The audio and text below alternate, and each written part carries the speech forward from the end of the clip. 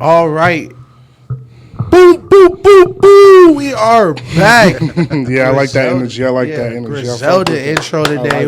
We are back. Yes, sir. Yeah, I like the pod that. about nothing. Hip Hop 95. We are back. Not live streaming, but we are on the pod locked in. We got a guest in here today. Before you introduce yourself, Daniel, go ahead. It's Rock. We back in the building, same as usual. You know what we do. It's 5 years. You know who we are, man. But yeah, Chris is here. Chris is a regular. I would call him a regular guest. Yeah, you're still a regular guest. You're not a special guest. You're a regular guest. Yeah. I wanted him to put you off camera like Parks. If Barry was here, he was gonna have to be off camera. But yeah, this is the worst room setup. But new shit coming soon. Very soon. I actually need to talk to you about this. See how you want to set that up. But yeah, bro, this has been a great week. I've had a really busy week actually. Got a lot of bad news in my life. That's a joke. The ops certainly won today. The ops did win today for sure. Yeah. We're gonna get that into that in a second. I just want to start. The draft starts so it's Thursday at 7:40 p.m. The draft starts in 20 minutes. Yeah. So we're gonna be kind of giving you a live update of the draft. Not obviously you're gonna know the picks when you watch this, but we're just gonna be kind of explaining how we feel about the picks and whatnot. And shit. Exactly. So, but real quick, so it's a lot of music. That's where we're starting today. Facts. And I'm looking at the list of what we got, and it's just so much has happened. And I think that I messed up. Okay. Because we're not going to start with music. Okay. I will pose a question for the room. If somebody said, hey, I built this submarine. No way. That's crazy. If somebody said, hey, I built this submarine. The answer is no. In 60 days, you want to go 2 miles into the ocean so you can see the Titanic? No, would you say yes? Absolutely not. Also, you have to pay $250,000. Oh, they just have to pay to get up? Yeah, they it was had $250K each. $250,000. Well, And the admission fee to your death is crazy. Let me That's say this. crazy, bro. I said this in the Madden chat.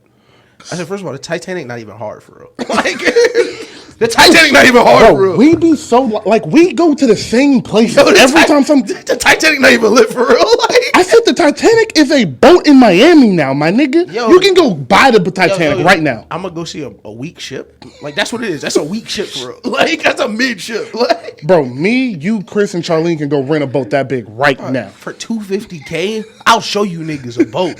I'll show you niggas a boat for $250K. Roby said something so interesting in the group chat. Or was that you? I can't remember. He's Shout like, out Rob. He's like, what are we gonna do when we get there? Like, I was like, just turn around. Like, okay, we saw it. Let's go. I love asking niggas this. Like, what now? Like, we down here. What now? You gotta First y'all gonna get out and go like touch. Like, come on. They couldn't. You're too literally low. can't. No, you can't. Your body that's wouldn't That's the crazy part. And we talked about the ocean, I think, a couple months. Yes. Ago. Maybe a month ago when bro hopped off that. Yes, it was exactly then. And that was just the surface of the ocean. You know how crazy you got to be to go inside the ocean, bro? Bro, They said more niggas. This really killed me because the coverage around this has been hilarious. But they said it's been more people in outer space than that level of depth in the ocean. That more niggas had been outer space than where they are right now. Like, that's for a reason, crazy, bro. Like, are you kidding me? What are we gonna do down there? Bro, it's dark. With a submarine controlled by a PlayStation controller. Listen, okay, that shit was so funny. Bro, I found that out. Do you know how crazy that is? That shit's insane. Nigga was down there like he was playing 2K. Yo, nigga was like, that's what makes it so funny, because when it really started to set in, you know the nigga raging, bro. Like, you know the nigga controller pass. Got a sick joke. Bet he wish the home button worked now. That's crazy. Nah, worst part is, I hope they get out of there so we can hear like a funny story. Like, nah, we wasn't lost. He raged and threw the controller. Like, what? He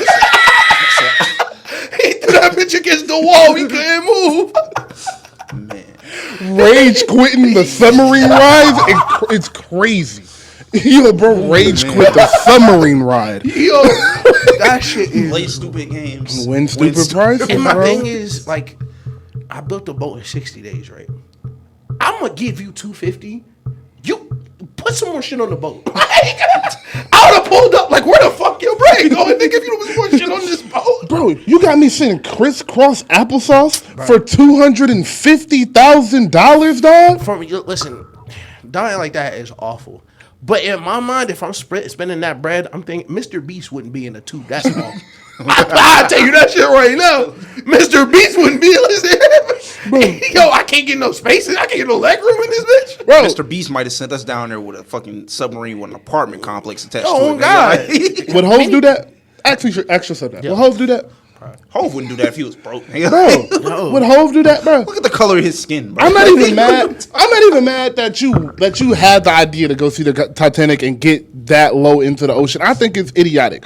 But for you to see a submarine and they tell you, yo, you literally cannot stand up the entire time. Yeah. You have to sit either crisscross applesauce or with your legs straight. And it's going to be another person sitting next to you this way. And y'all are going to be sitting down like you in a trap house sharing a bed with 4 people. Yeah.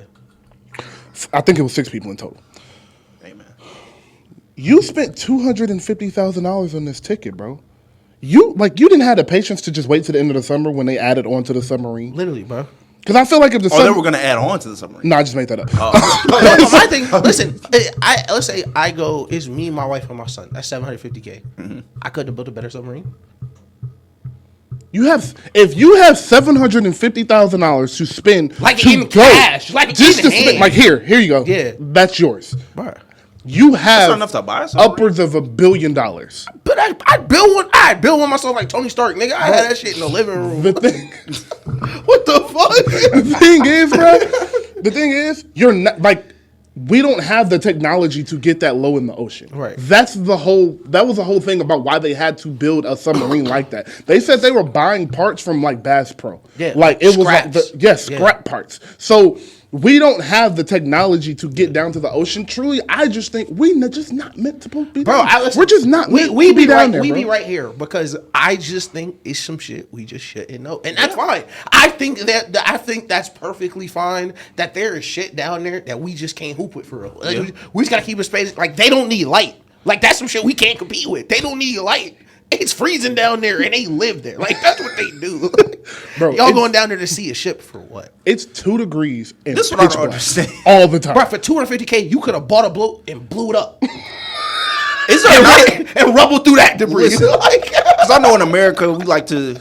You could have brought 2 boats, crashed them, and been like, "Oh shit, what is this?" Yo, you dead ass could have created your own Titanic. Bro, I know in America, like they like to like romanticize certain shit that shouldn't be romanticized. Is there not a Titanic museum, bro? Am I tripping? Okay, yes, all right, let's call a spade a spade. It's a Titanic in the museum. Did y'all even like the Titanic movie? I haven't even seen that. I don't even fully remember. Okay, the only thing memorable is the story they made up. I'm glad y'all said that because I haven't either. Okay. And my follow up is. This is some white people shit, right? Of course. Yes. Okay, all right. Of course. Because I don't know no nigga who was like, well, it was the Titanic. Like, yeah, no one has said, oh, well, hey, it's the Titanic. No, bro. The thing is, first off, about the movie, I don't watch movies that I know the outcome of. Yeah. My nigga, everybody died. Everybody died. Like, what the fuck am I watching this for? Apparently, that shit about the board is made up, so that's fucking hilarious. I have seen that scene. That's the only part I've seen. I don't even know what you're talking about. The shit where, like, at the end of the floating movie, on the board, and it's only room for the girl. So the movie is like a love story between Leonardo DiCaprio and Shorty. And at the end of the movie, like, she floating on, like, a board because she's going to survive, and DiCaprio is like, you know, he put her on the board, and he's just going to die in the water. Yeah. And niggas like, why don't you just put him on the board? You can get him up. Apparently, the board like there was also room on the board. Yeah. Too. I don't know, but so that just part wasn't just true. Somebody said that was like somebody this week said like that story was made up. It was just to like let niggas know like, hey, the ship sunk, but let's throw some pizzazz in here. Yeah. But the real story is he would be too heavy. It would make him sink. But visually, it looks like, oh yeah, you just put him up. Okay, I got you. Yeah, so I wanted to start with that because it was the most ridiculous shit I've seen all week. And I don't think I'll see anything that ridiculous this year, to be honest. I hope not. So that shit's crazy. It's time for me to pose a real question. Because people pay $250K to go into space. Mm-hmm. Which would be scarier? When it go, like in the moment it goes south. Like long term, you're both dead, so it really don't matter. Yeah. Well, maybe you're dead for the second one. Getting lost in space, or realizing, oh shit, the controller just died or some crazy shit. Like the controller just died. Like, oh, his USB-C don't work. I say the ocean. Okay. And here's why. So with space, two things. One, you would die so fast in space. Like, it wouldn't matter. And two, maybe some aliens save you. Like, we don't know. No, but what if they don't save you? Then at least I die in a way nobody else in history has died. Going into the ocean, it's like, what if this shit just fall apart and I get eaten by a shark 3 miles below sea level? Now let me pose you this. Because in space you eat less food and stuff, and if you're already moving one direction in space, no matter what, you're gonna keep moving that direction infinitely. Yeah. What if you're alive for like 4 I was about to say, because that's what I was about to say. I was gonna say space, like you legit starve. You could still be up there with food, your suit, whatever the fuck. But like, you know what I mean? The moment, like, you gotta think, like, you gotta live through that. That's a good point. Like, you're just floating, bro. You don't know what's out there. Break like it's not just gonna break down. Like full Iron Man beginning. Yeah, like they sent you up there with some real like good stuff, bro. So like you gonna have to live through that, and it already take you a year to get into space. Let me ask this. That sounds terrifying. Who am I with? Am I by myself or am I with people? I'm gonna say you're with one person on both. You're with one person on both. I'm going space then. Okay. Because to y'all point, that kind of makes it better for me. It's like, yeah, I know I'm gonna die, but I mean, hey, I'm in space. Die quicker though. I'm seeing shit I've never seen before, and I'm with my bitch. So, I'm finna get some Man. I'm finna have sex for 4 months with no responsibilities. Go out in the submarine. Like, you can't even move like for real on submarines. Like even on like military submarines, like it's times you can move. There's certain times you can eat. Yeah. You can't have too many things on at one time. Yeah. I'm sure it's like that in space too, because you're in space. Right. But I don't know that yet, so I'm pretending I'm so scared of space. Listen, I am so scared. I'm not that scared of space because truly, I don't think nobody has been to space. Oh, we shouldn't talk about that. My bad. Listen, it was a lot of different ways I thought that sentence was going to end. Them boys jumping down from the ceiling. It was so many ways I thought that sentence was going to end, and that was not one. No, you got me real like it. But I was going to say the reason I'm so scared of space is to think about it like this. Space is infinite, right? So whatever you can think of, that's terrifying. Kind of gotta be out there somewhere. Yep. Like it has to be there somewhere, bro. Yeah. Yeah. Do you know that there's like an infinite amount of galaxies? Right, that's what I'm saying. Like it's got, listen, it's there. Whatever you think it's got to be out there. We're not the only solar system. Like that's terrifying. There's just another one of these somewhere. That shit's crazy. So do you believe in the multiverse? Fuck multiverse. For sure. No. Fuck me. I definitely believe in the multiverse. 1,000%. Anything they've made a movie about, I 100% believe. I believe there's like some. I won't go that far. Not everything. I'm just not gonna put that. Not everything. But I believe it's a nigga out there with superpowers. Oh no! See, I don't believe shit like that. I do for sure. No. So truly, this is what I believe. I believe. Never mind. I'm not gonna say that. Listen, it's some crazy shit. At minimum, I believe it's a nigga out there that can actually fly. If nothing else, I believe it's a nigga out there that can actually fly, bro. I stopped watching The Boys because it got too realistic. No, that's what superheroes would be like if like it was real. That's what like, I'm saying, bro. Exactly I haven't seen The Boys yet. I'm starting that this week. Listen, you want to start that this week? Mm-hmm. You seen Invincible? You watching it with Taylor? You just watching it? I'm just watching it. Okay, lock in for it. You seen Invincible? That's some shit. No, I'm seeing it with Taylor. My bad. I lied. I'm sorry. All right, tell her to watch. You seen Invincible? That shit is hard to watch. That shit is hard to watch. It's bad. Okay. I had to stop a couple times. Weird, bro. It's like Invincible, but like with real people. No, yeah, like kind of. Like Invincible isn't like this. Like The Boys is kind of in a way political. Okay. Not like outside. The Boys is like just like in that show Invincible was written by niggas who do the Adult Swim shows at 12:30. Mm-hmm. Okay.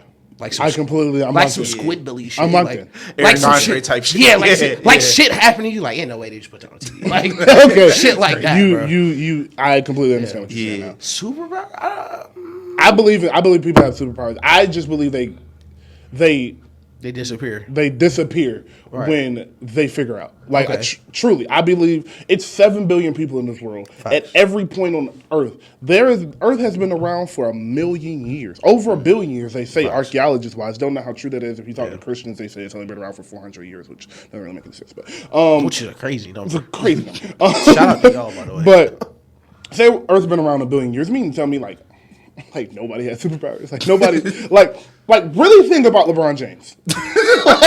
like really think about that guy. Crazy. I knew he was coming back to LeBron because we had this conversation before. Like think about LeBron. And think about if he was just a little bit better at everything. Like, No. But okay, no. So, but this is our retort to that because we talked about this before. What if he didn't have to be better at anything? What if when LeBron was 21, he was like, you know what? I'm gonna fight crime, and he put on a fucking suit for real. Now think about it. You're committing a crime. You're running down the street. You turn around. It's a 6'8", 265 Miami LeBron chasing you down. You would think he had superpowers. You would how fast he was running, how big he was. He been fighting crime like 4 years, so you know he finna beat the shit out of you. Like, bro. So Captain America is trained in like 30 different forms of martial arts. Imagine if LeBron took a year and a half. Imagine LeBron, Cam Newton, and who's I throw Cam Chancellor in there. And Cam Chancellor in 1980 Bo Jackson. Imagine them four niggas. Yeah. Imagine them four niggas. Anybody has superpowers. It's that nigga Bo Jackson. Didn't y'all say he jumped across a river or something? Yes. No. Not only did he jump across the river, they said he used to jump out of pools from the deep end. He said he used to be in the deep end and jump out of the pool onto the side. Do you know how fucking crazy that show? Yo, the leg strength it would take to rocket yourself out of that pool. Like you're getting shot out of a cannon. So that nigga says for 2 years, all I'm gonna practice is martial arts. Facts. Martial arts, speed, and endurance training. Mm-hmm. He's a superhero. We're gonna put him in like he said, a Batman suit. We're gonna put him in an all-black suit with a crazy mask, and we're gonna drop him down in the middle of New York and say, try that nigga. For real. I guarantee you, superhero. Okay, if we want to do it, if we want to take it even another layer of realism, we wouldn't even really start him in New York. Start him in like a small city. Like, what kind of crime we trying to clean up? Let's see how we do. We're gonna start him in Mississippi. Yeah, start him in Mississippi. See how we do. Get it, like gradually build him up. Then we take that nigga to New York. He in his prime. He got a crazy 4-year run, bro. Like, superhero, bro. We spend billions on police. Cut that in half. Get that nigga an adamantium suit. We straight. Bro, you give him a bulletproof suit, that is a born superhero. So all right. So back to the multiverse. Let me try to connect this. How do y'all feel about dreams in the multiverse? All right, so I've heard somebody say that the dreams you have is just yourself in another reality. Right. And I think that is very interesting. But I don't know how much I believe that. Only because my dreams literally don't make any sense. Like, listen, I had a dream a couple of days ago. I woke up and went right back to sleep. I was like, "There's no way." Like, I didn't even try to process. Bro, I probably have one dream a year that I actually remember, bro. So that's another thing. I don't remember my dreams ever. Okay, so all right, so let me follow this up. Shout out to MCU. So when Doctor Strange was killing all the, he was like, "All right, I'm not having dreams no more." Mm. What if that's because the niggas you was dream walking with got clipped? That's tough. And that's where the movie ended for real. And this is what I say. This girl was like, I didn't even been feeling like myself lately. I was like, man, I was out smoking. I was like, what if that's because one of you on another multiverse is having a dream right now? And that's her driving the ship. You know them days you just can't explain? You feel a little bit different. You do something a little out the ordinary. Mm-hmm. There you go. The multiverse. Oh, God. That's crazy. So, I think the multiverse is real, but I don't think it's really, like, that shocking to believe. Like, the more you really think about it, it's another universe somewhere. Facts. Like, I think that's so normal to feel. Like, I think that's such a...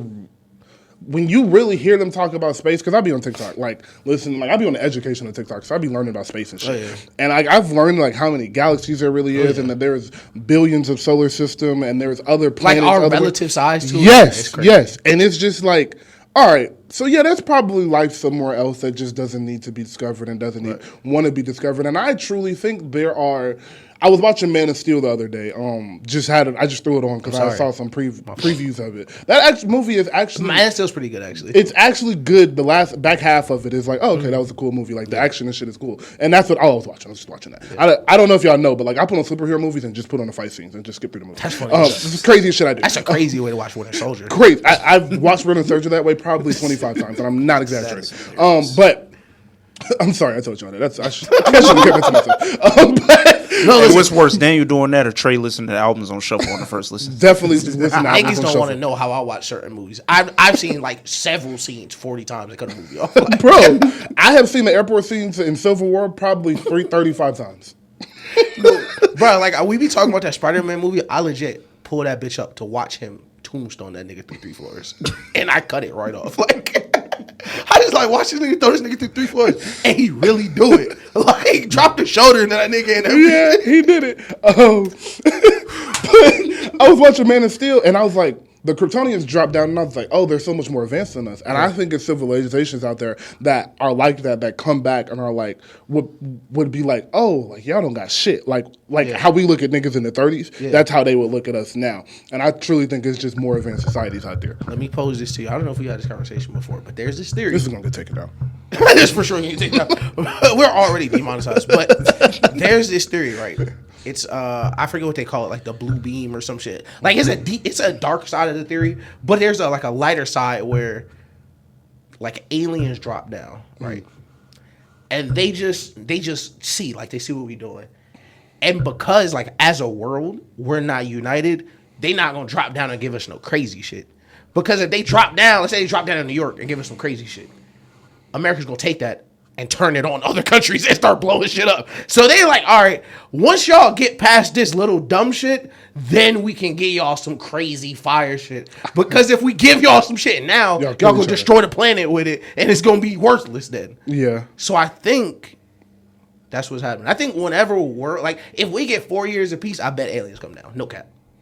I believe you, bro. I believe that. I believe that the aliens just drive by every now and then in some unidentified. I think they got cloaking technology, like the fucking the ship on S.H.I.E.L.D. No, it's some shit on the History Channel you won't believe, nigga.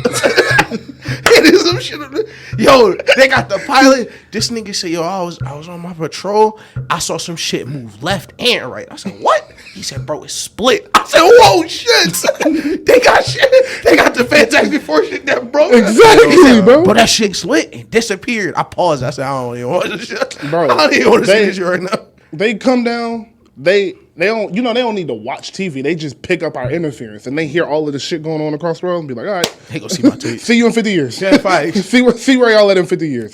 I'm so scared of aliens. My biggest fear, okay, realistically, my biggest fear of aliens is because if y'all got the technology to go from where y'all went to here without us seeing y'all, it's raps. It's already over. Y'all nigga. won. Bro, we should have been training LeBron. How did y'all get here? You been playing basketball for 20 years, nigga. We need real help, bro. What the fuck? Somebody gonna have to talk to them niggas. Oh man. Okay. All right. One more. Aliens touchdown. Who's the one person we want to talk to? If we get to choose one nigga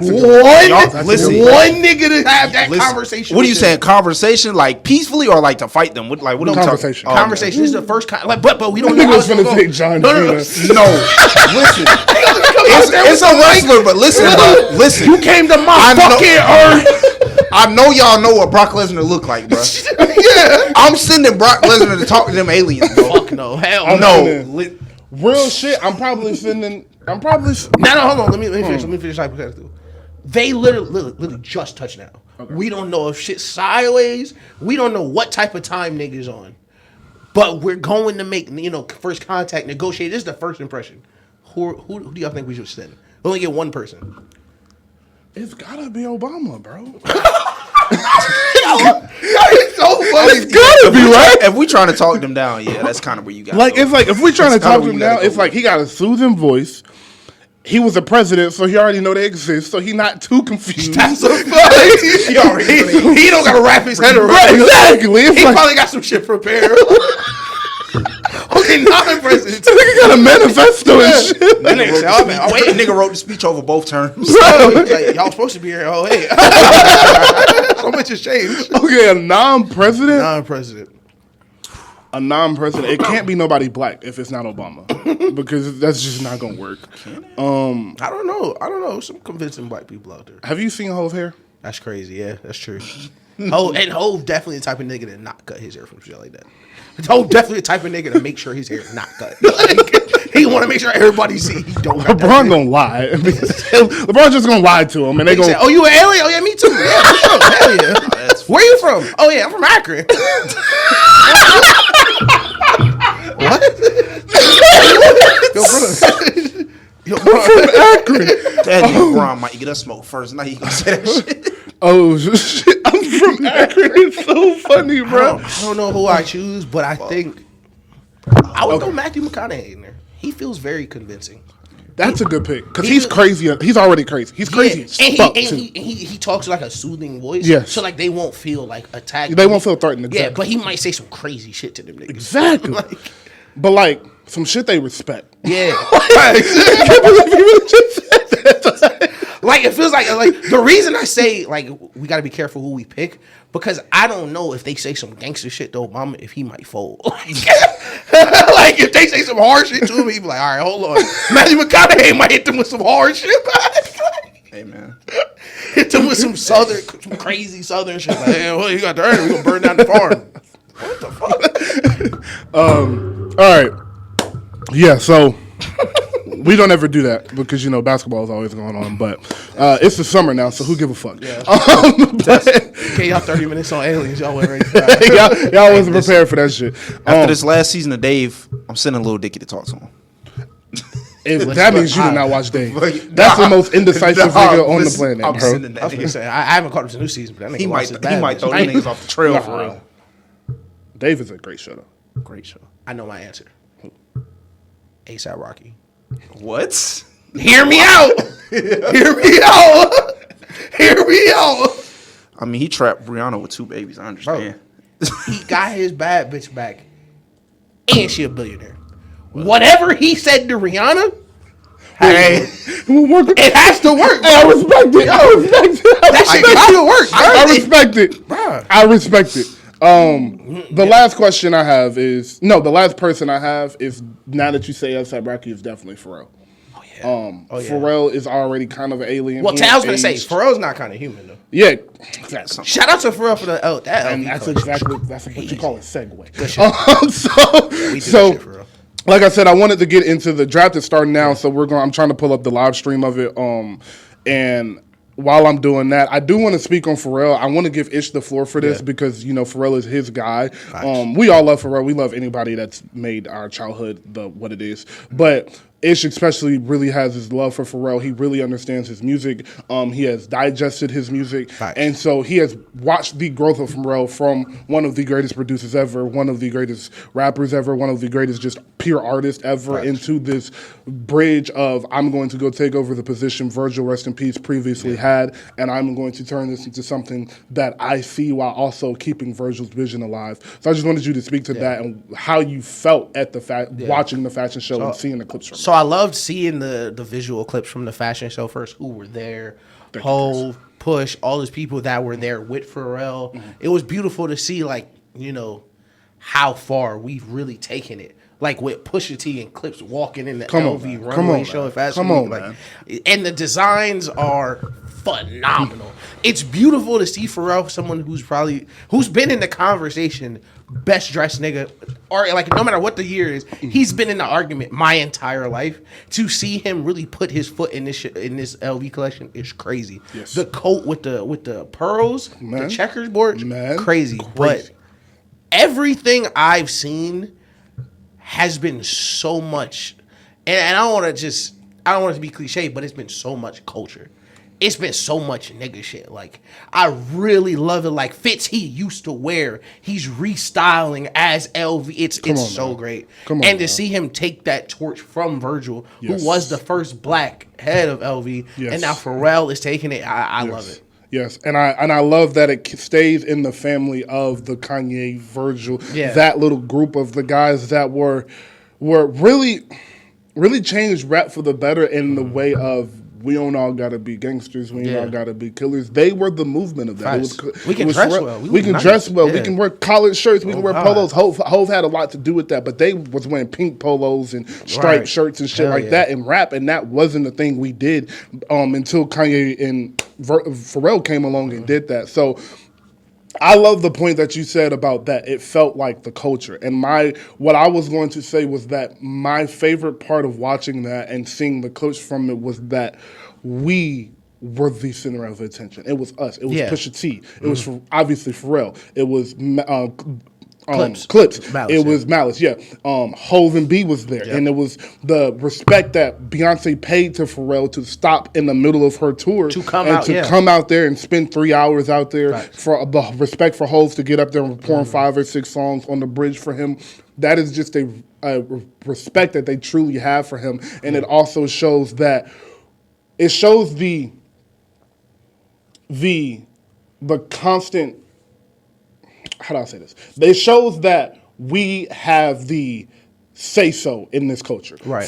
From top to bottom, we drive everything. And this right here shows you that no matter what, this culture is ours. And every aspect of your culture or your subculture comes from us. You guys are following what we're doing. And it's been like that for a very, very long time since hip hop culture has really been introduced and since sports have really taken over. We have been running this thing we call American culture. We have been running this for a very long time. And pulling up, and you see the star of attention is Beyonce. Oh, it's Hove. Oh, the other stars, Rihanna, A$AP Rocky. Oh, it's Zendaya. Oh, it's Coi Leray. It's Stephon Diggs. Shout out to Stephon Diggs. It's Kyle Kuzma. It's these black entertainers that have given really like their time, effort, money into this fashion world, and it's showing you that any avenue we walk down, we take over because of our pure creativity, our pure passion. It is just something that can't be replicated. And that's why the fashion show you see, you don't hear about other people's fashion shows like this because they don't bring the eyes. And I know Gucci is going to make their brand. Gucci is going to make their money at their fashion show. And they're going to do what they do every year. So is Prada. So MCM, is MCM. Everything is going to do their money. Shout out but boy.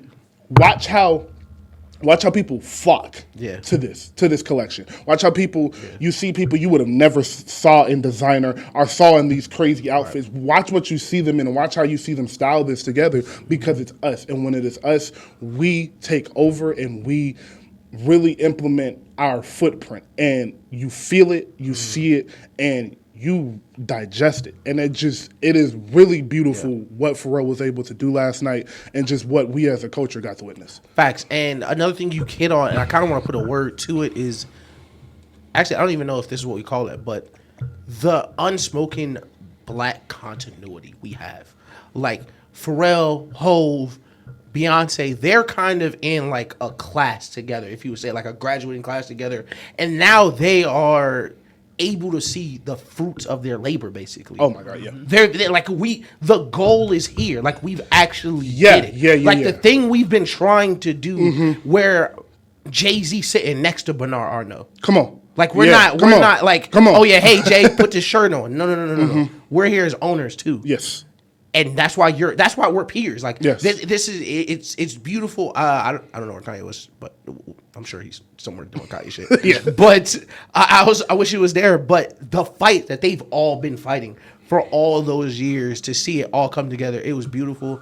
It was still nigga shit, like Pusha T on Louis Vuitton website. Cooking Jim Jones. Come on. Like that shit is crazy. Come on, bro. Getting at Jim Jones at the Louis V. Show. Come on, bro. Man. And then after that whole performing Niggas in Paris. Come on, man. Like that's us, bro. Yeah. And then you said something important. Very, very important. And this interview gets brought up probably every 2 to 3 months. 2013 Breakfast Club interview. Yeah. Kanye was like, and it was the Sway interview. It was both of these interviews. I don't have the answers. And when he was saying that to Charlemagne and to Sway, he was saying, I don't have the support. I don't have when you walk in these rooms, I'm the only black person in there. I'm the only nigga in there. I don't have the support. I don't have the money that they have that it really takes to put these businesses. So I need people to partner with me and believe in me. And nobody understood what the fuck that nigga was saying because Hove didn't really talk about his business out loud like Kanye did. And if you knew Hove's business, that was because you knew Hove or he had said a rap about it and you had figured that out and broke it down or some shit. But you didn't really know Hove's business because he wasn't on interviews yelling like, I'm trying to do this. And Kanye was, and that's why he was such a pioneer, and I'm glad you brought him up. I was looking for him there. I was actually kind of surprised he wasn't there because of, what Louis Vuitton has meant to him and all of that. But I think it was a very important point for you to hit that they are our peers now. These are our peers. We no longer are in these rooms to fill a diversity quota. Right. We're in these rooms because we belong here. Fact. Like you said, Pharrell has been working 30 years to get to this point. You saw, if you watch any of his videos or anything of him talking, he kept saying, you can do it too. Yeah, that's one of my favorite songs. It's one of his best songs. This is his dream. This was his dream. Everything he's ever worked for, the music, the fashion, the watches, the collections, the flexing, all of this was to lead and get him to this moment. Right. And he got here. And it was just like, it's hard for a little old Joe in Arkansas to feel like this, or a little Jim or Jerome in Chicago to feel like this. But like, my nigga, Pharrell was just a person. Bro. At one point, Pharrell was not Pharrell. Nigga, he was just a nigga, bro. Yeah. And he just did not quit. Right. And that's just a testament to literally our culture, bro. You just cannot quit, bro. Fuck. Oh, my God. It's 8 o'clock. Damn. What, you wanted to see the number one pick? Nah, fucking draft started at 8, but I'll send that shit later. But I'm so glad you said that shit about, like, getting this Kanye 2013. I damn near got the interview memorized. But a quote from that interview that always sticks out to me is, it's a different way these billionaires run the world. And that's some shit niggas just couldn't understand at the time. Especially if you watch the Charlemagne interview. The nigga really just can't understand. He said, bro, you gonna go get a job at Walmart. He said, bro, I'm trying to make Walmart, bro. That's what you don't get, bro. And to see where niggas have took it now is just, it's beautiful. I want to shout out Gerard Carmichael, who walked in the show as well. And I'm sure Tyler was there. I'm like 90. Tyler was there. Yeah, Tyler was there. Yeah. Because he put Hope's jacket on for him in the car. He was like, young Tyler, can you help me out, please? And he put his jacket on when they started performing fronting. So yeah, that was another, I'm glad you brought up Tyler. That was another person because you see the generation of success. And the older. It starts with Hove and Pharrell at the top as the guys in the 90s that was really, really the guys. They were the guys, they were the forefront leaders, and to see them still hold the name. Right. Like, his name still means something. Like, when you say Hove, it's like, oh, people perk up and listen. When Hove walk in the room, everybody gonna stare at him and give him his respects and things because, like, that's Hove. Same thing with Pharrell. His name still carries weight. A thing that I hate about rap is that as niggas hit 40, 42, 45, we just want to push them to the side. Yeah. And we just want to push them to the side, and for Hove and Pharrell to both be over 50 years old and still hold his weight in rap and in our culture is really beautiful. Then we have right under that Beyonce. We know who Beyonce is. Yeah. Then we have Rihanna and A$AP Rocky. We know who they are and what they have meant to the culture. And then we have Tyler and really I should have said A$AP Rocky in this Tyler's convo. We have A$AP Rocky and Tyler down here who are literally products of Pharrell. Literally a product of Hove, a product of Nas, a product of Wayne, a product of Drake, a product of all of these guys, a product of Kanye, that all of these guys that came before him, and we have them, and Tyler's looking like, damn, I can do this too. Like, Tyler has $1 billion brand on his own, black-owned. Nobody talks about that. Yeah. I hate that nobody brings that up when we talk about Tyler, is that golf is a $1 billion clothing brand. Yeah. Golf is a $1 billion business that Tyler built from the ground up with his ideas, with his vision, with his pieces, all of those trunks, all of that shit is true to him. With his style. With his style, yes, perfect. all of that shit is true to him, and for him to see this, like, damn, either I can turn golf into this, right, or I can take over Pharrell's job, and I can see myself doing this. It's truly just a beautiful sight to see. I love how you mentioned Tyler, ASAP, like the next kind of generation. And it was what's interesting to me is, like, we talked about the 2013 Kanye interview, but that same year, 2013, I'm pretty sure it's the Childish Gambino interview, where he was talking about we are moving into the next step where this is the first time as black people that we will be born with royalty kids, kind of. Like Beyonce and Jay-Z kids are American royalty, basically. Rihanna and A$AP Rocky kids will be American royalty, billionaires before they take a step. Like, and it's interesting to see Kanye West kids, like the next kind of, like how far it's still gonna go. Yeah. Like the hardest part, and that's why it's kind of bittersweet for the people who don't understand, like who are just kind of seeing it now. Like, oh yeah, oh look, Pharrell's, but like the hardest part is literally just done. Like, we literally just finished the hardest part. Like, the glass ceiling niggas had to shatter was literally the hardest part, and now it's really here. It's really done.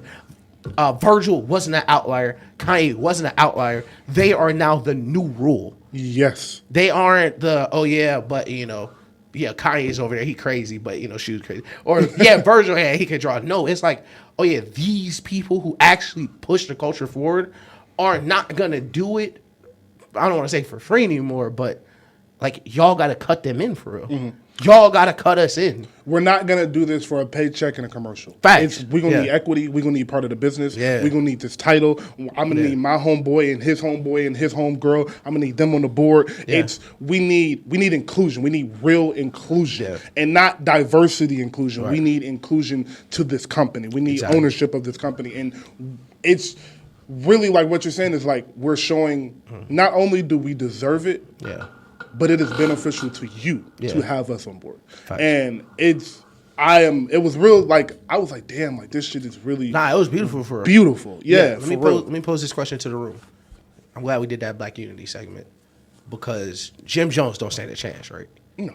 Like, I didn't think that Jim Jones was going to respond. Like, it's over. Oh, he made a video. He was like, that wasn't a top 50 verse. You still not in my top 50. Like, that's all he said. Jim Jones is going to respond because Pusha's not going to stop. That's the thing. I think Pusha stops.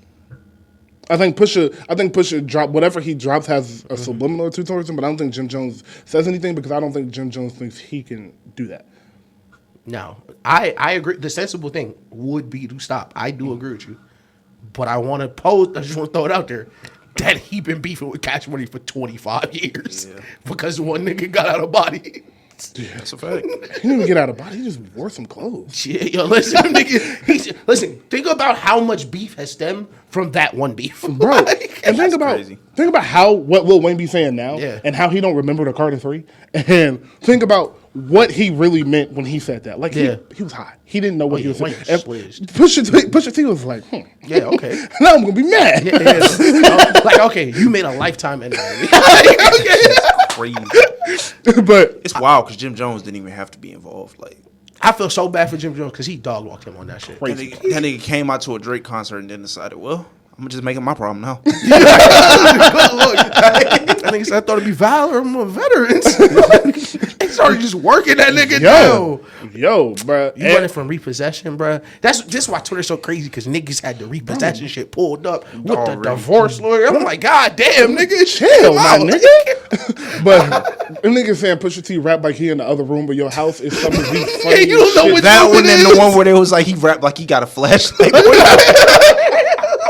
It's funny because when you really like think about it, like as soon as I read the tweet, I just thought about like every Pusha T song I listened to. I said, he rapped like he talking through the vent, like like he wants you to hear that nigga. For sure. Like the principal at the school with the finger on the button. Who's Charlotte pick?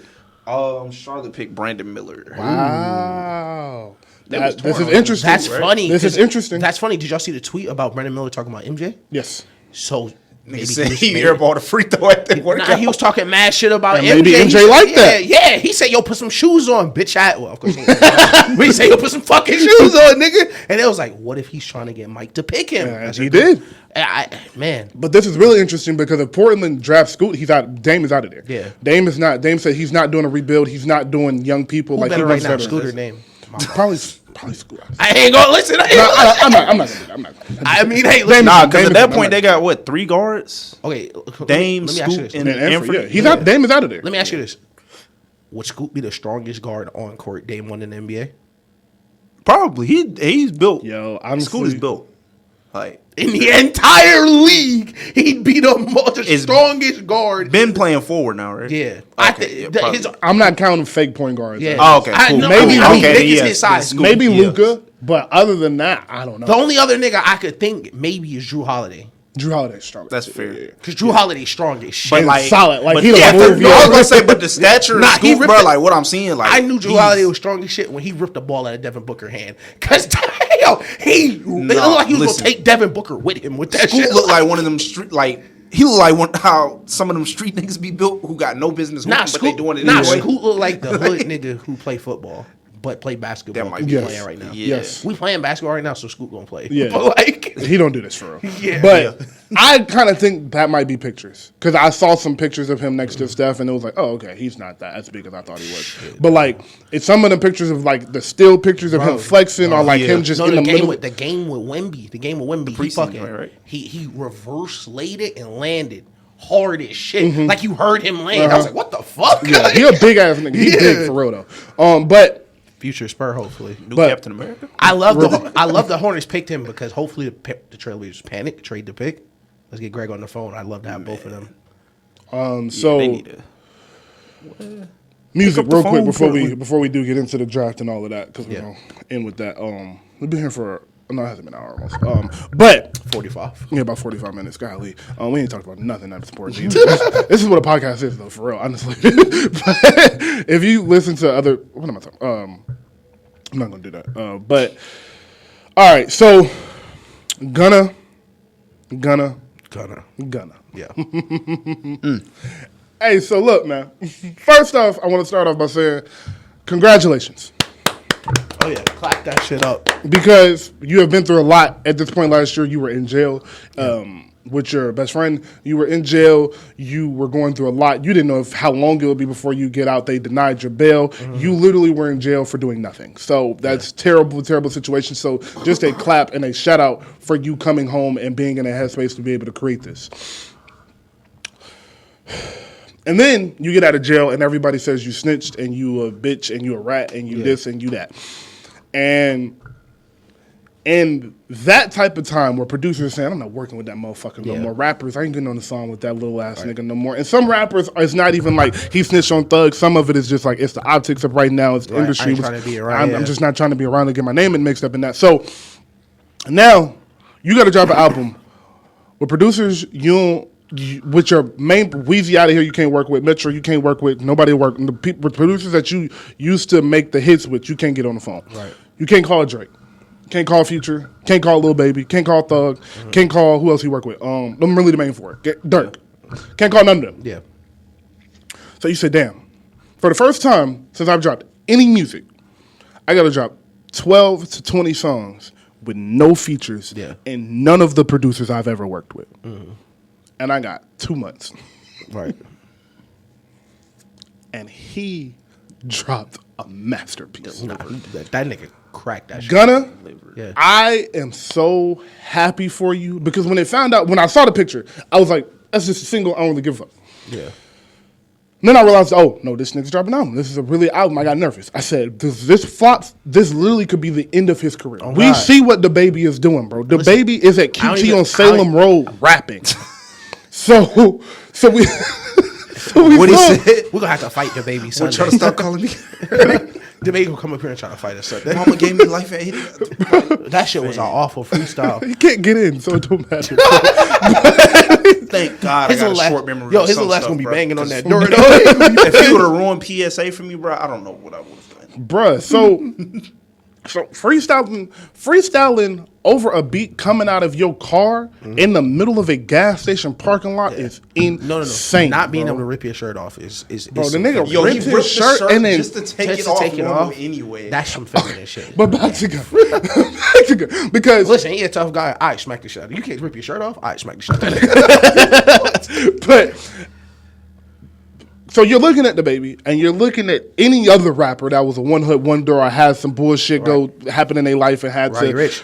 Roddy Ricch. That's another good one. Yep. And you have it worse because at least the baby can maybe get Wayne on the phone and be like, "Hey, bro, I need one." Yeah. He could get Young Boy on the phone and be like, "Hey, bro, come on, do a couple songs with me." Roddy Ricch can call Drake. Roddy Ricch can call Stunning. He got plugged in California. You know, California big. His music out there. Whatever. Facts.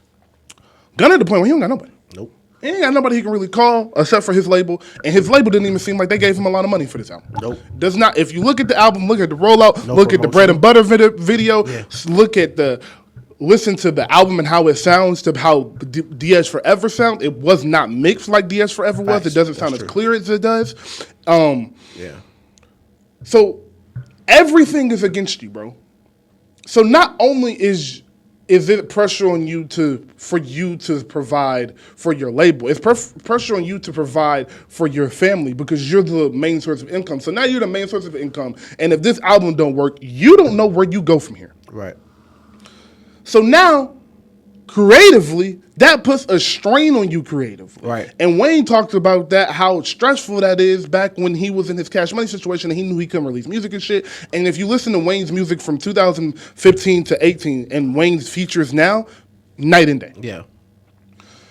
So for you to have all that shit going on and drop this type of album is a testament to how talented that nigga really is. Yeah. And when we start talking about him amongst his peers, Right. when we start talking about him with Lil Baby, when we start talking about him with Dirk and Roddy Ricch and Rilo and who else is Gunna's peer? 21. When we start speaking of the Migos, they're a little bit older. But when we start talking about him and his peers, Yeah, Dirk, like around there. he might be the best, bro. Listen, so everything you said, 1000% correct. We don't do like specific album reviews, especially after like a week because I digest it. There's so much things, especially with an album like this where every single verse is his. Like it's gonna take a while for you to really feel it, but from the jump, that first guitar, I was like, oh yeah, Back at it. yeah, I was like, oh, yeah. Fucking the Scotty and shit feel like I got some crack in it. Oh yeah, I said this gonna be a classic right here.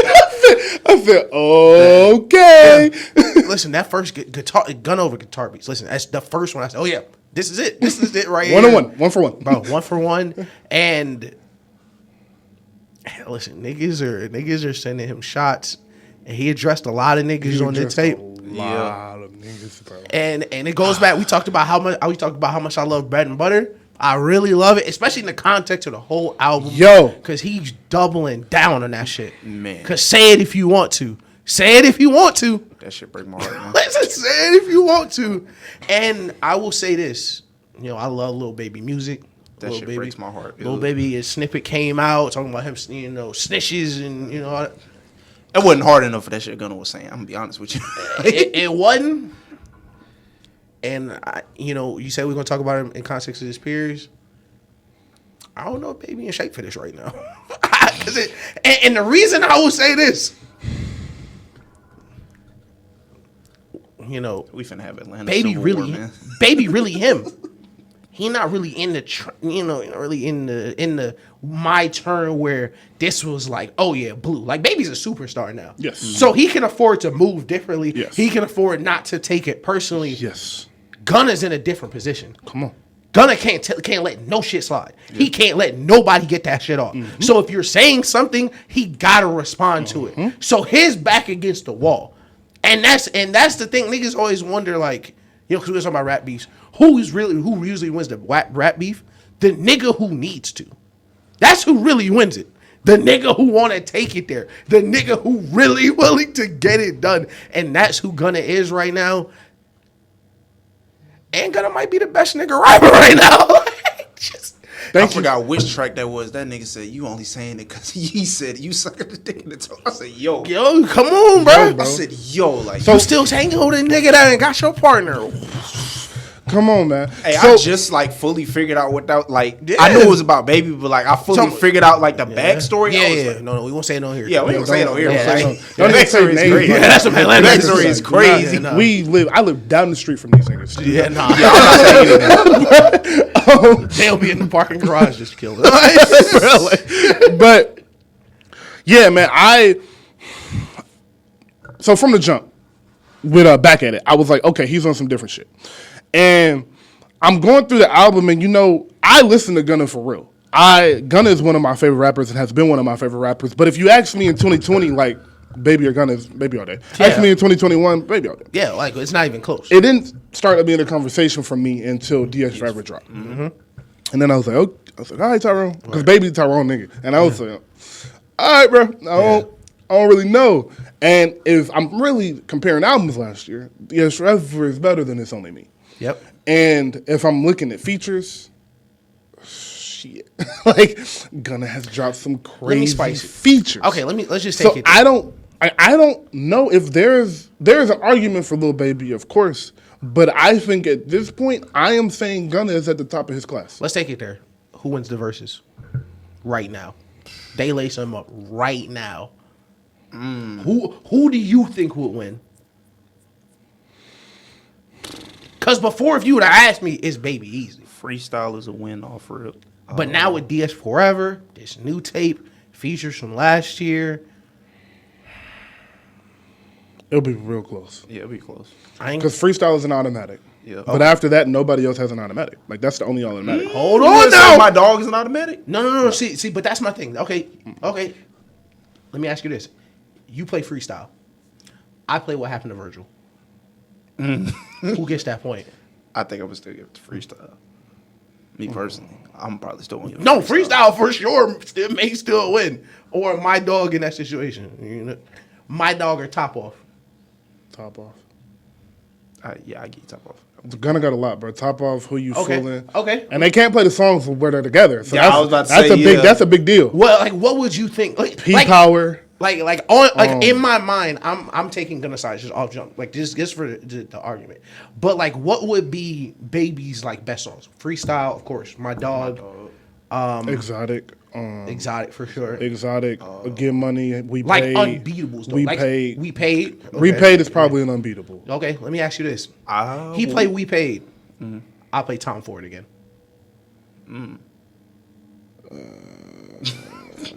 So personally, I would pick Tom Ford. Yeah. But We Paid. the masses would pick We Paid. Paid. But personally, I'm picking Tom Ford for sure. So is Grace a definite? Grace is not a definite, but it's gonna be hard to beat Grace. Okay. Yeah, Grace is him. Grace is him. That's the thing. Baby started off so strong. Yeah. So them Baby records really resonate with folks. Like them early, like Who You Fooling and Top Off really resonate with people. Yeah. But Baby had My Turn, and when Baby dropped My Turn, a lot of niggas didn't really know who Baby was for real. Or if they did, they just knew about Freestyle and My Dog. So niggas went back and found Exotic and found Harder Than Hard and Harder Than Never. Word on the Street Gossip. They found them two tapes, and it's some shit on both of them tapes. So it was like Baby came out swinging for the fucking fences, and that's why when it happened, it was like, man, there's no motherfucking question. Yeah, who's better than Gunna and Lil Baby because of how many hits Baby really had. But if you go back and listen to them tapes Gunna was dropping, because I've heard every Gunna album, if you really listen, Spending Addiction is another Gunna song. I don't know if Baby's beating that, but that. And Yosemite on Travis Scott's album, but I forgot about Yosemite. That it's real hard to. It's real hard to pick just because they're both so young. Yeah. They're both so young, and I don't want to pit them against each other. DS Forever is ridiculous. It's ridiculous, bro. But I do want to kind of stick South to the West. Oh my! South to the West is crazy, but yeah. So I don't know, bro. But Gunna is him, bro, and I'm happy for him. Like truly am happy for him because I didn't want to see his career go down the drain because of how talented I just know he is, bro. He is. I'm interested to see how Lil Baby does on his next project without Gunna and Thug in the room. Yeah, I'm very interested to see that because that was something I was interested to see with Gunna. Like, how are you with no features? How are you with no Thug around you? Right. With no crazy producers around you? And he delivered in a point to where I'm considering him like, yo, he's the best in the world. Like I always take the GOATs out of the conversation. I'm talking about jerking off. Right. But when I'm talking about the young new class, like is he the best rapper in the world right now? Like pure rapping wise. Like Gunna can rap and Gunna can make a song, bro. Gunna can make a song, bro. That shit makes me so sad. That's their last. Knowing 25K Jack. That's the last time song together. Nah, they'll make it. When Thug gets out, they're gonna piece it up. Everything is gonna be pieced up. Yeah, I truly believe that. It's just a lot of misinformation going on right now. I don't know. Can they come back from that shit Gunna said though, bro? That shit is crazy. You can come back. Yeah, you can call niggas snitch, but like, damn, like Jay-Z said he nutted on Shorty car seat, and they dapped it up. I'm a Nas. Lil Wayne said Nas BM. Yes, he said he's bro. Do you know the shit Lil Wayne and Jay-Z were saying to each other? Like, very friendly, but it's like kidnap your lady. Like you don't say that to people in real life. Like it's music, crazy. Bro. It's rap, but rap is a sport, and that's what rappers always talk about. And like it's a sport, bro. It's okay. So I mean, he cool. Never mind. My question to you is, cool. The nigga got his part in the wire. What is what are your favorite 3 songs off of this? Cash Shit, Off Jump.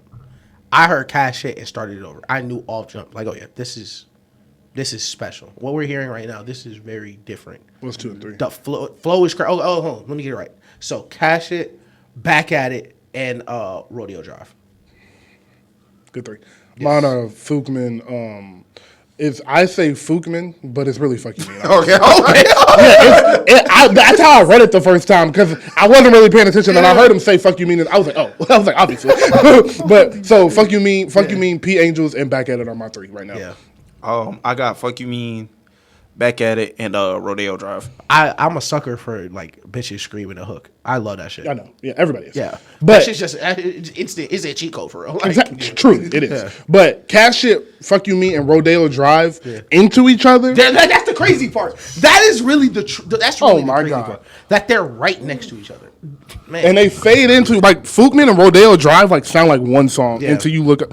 Man, shout out to this nigga Gunna, bro. For real, bro. Great listen. I have played this album front to back 3 times. Facts. I have listened to this album since it came out, but I have listened to this shit in order 3 times, and it is not disappointed one time. The first time I listened to it, I was like, oh, I just ain't heard no Gunna in a while. I'm not gonna trip. Mm-hmm. Then I woke up the next morning and I was like, this is a really good album. Yeah. And then I heard it one more time as I was just skimming through it and shit. I was like, nah, this is a masterpiece. I was like, niggas don't make albums like this no more, bro. Like, this doesn't happen. But before we get to the draft, I wanted to, this man deserves his flowers, he deserves his light, and I have to be the one to do it. So y'all know, we talk about rap every week. We talk about music every week. Talk about everything within the culture every week. So I take it a pride to be informed. I take pride in being informed and listening to everything I can. And I really, really like love rap. So I know the type of music that is going to sound good. I know when an album is going to sound good. I can hear 3 songs and be like, all right, I don't need to listen. I think I know where you're going to. So it's like, I know when an album is like, people be like, you need to listen to this. And I can hear 3 songs and be like, yeah, it's cool. But I don't need to listen to this shit. And so when it's an artist I don't really listen to. Or don't like. Or don't even really like. Right. It's like, I really got to hear some shit to get me to listen to this album. Right. And for those of you that don't know, I live in Atlanta. And there's this artist that goes by the name of Killer Mike. I knew it. And if you don't live in Atlanta, you honestly may not know who Killer Mike is. If you do, he's one half of the Run of the Jewels. He is an excellent rapper. He is an activist within our community, and he is just an actor. He is just a well-known person in Atlanta and throughout the South region. But some people may not know of him around the world. But if you're listening to this and you haven't heard of Killer Mike, I want you to take the time and go listen to his album that came out this week called Michael. Even if you know who Killer Mike is, go listen to that album. Because a lot of music comes out. A lot of rap music has not come out, but a lot of rap music drops. It's a bajillion rappers everywhere from SoundCloud on up. So me and my friends are going to make a mixtape in a month just because we want to, and it will be on all platforms. Like, it's so easy to put out music that is just rappers everywhere, shit to listen to. But you don't get projects like this often. You do not get projects that when you listen to the first 3 songs, you can say, oh, they spent a lot of money on this. Oh, he spent a lot of time on this. Oh, he gave everything he had to this album. And I don't listen to Killer Mike. I've never heard of Run the Jewels album. I've never heard of Killer Mike's solo project. I've heard a couple Killer Mike songs, and the most recent one I heard was some song he had with Lil Wayne on it, and it was crazy. But I do know Killer Mike can rap because I listen to rappers talk about rappers, and when a rapper says you can rap, you can probably rap. So, in March, I saw the I saw an article about how Lil Wayne was on the album and he had a listening party somewhere in Atlanta, and Andre 3000 was on the album and Future was on the album. And I was like, damn, this shit sounds crazy. And it was in the article, it was like, it is a album that is going to be very hard not to be called the album of the year. And I said, Killer Mike, like what? Yeah. I was like, what are you talking about? And then I don't listen to singles for albums 9 times out of 10.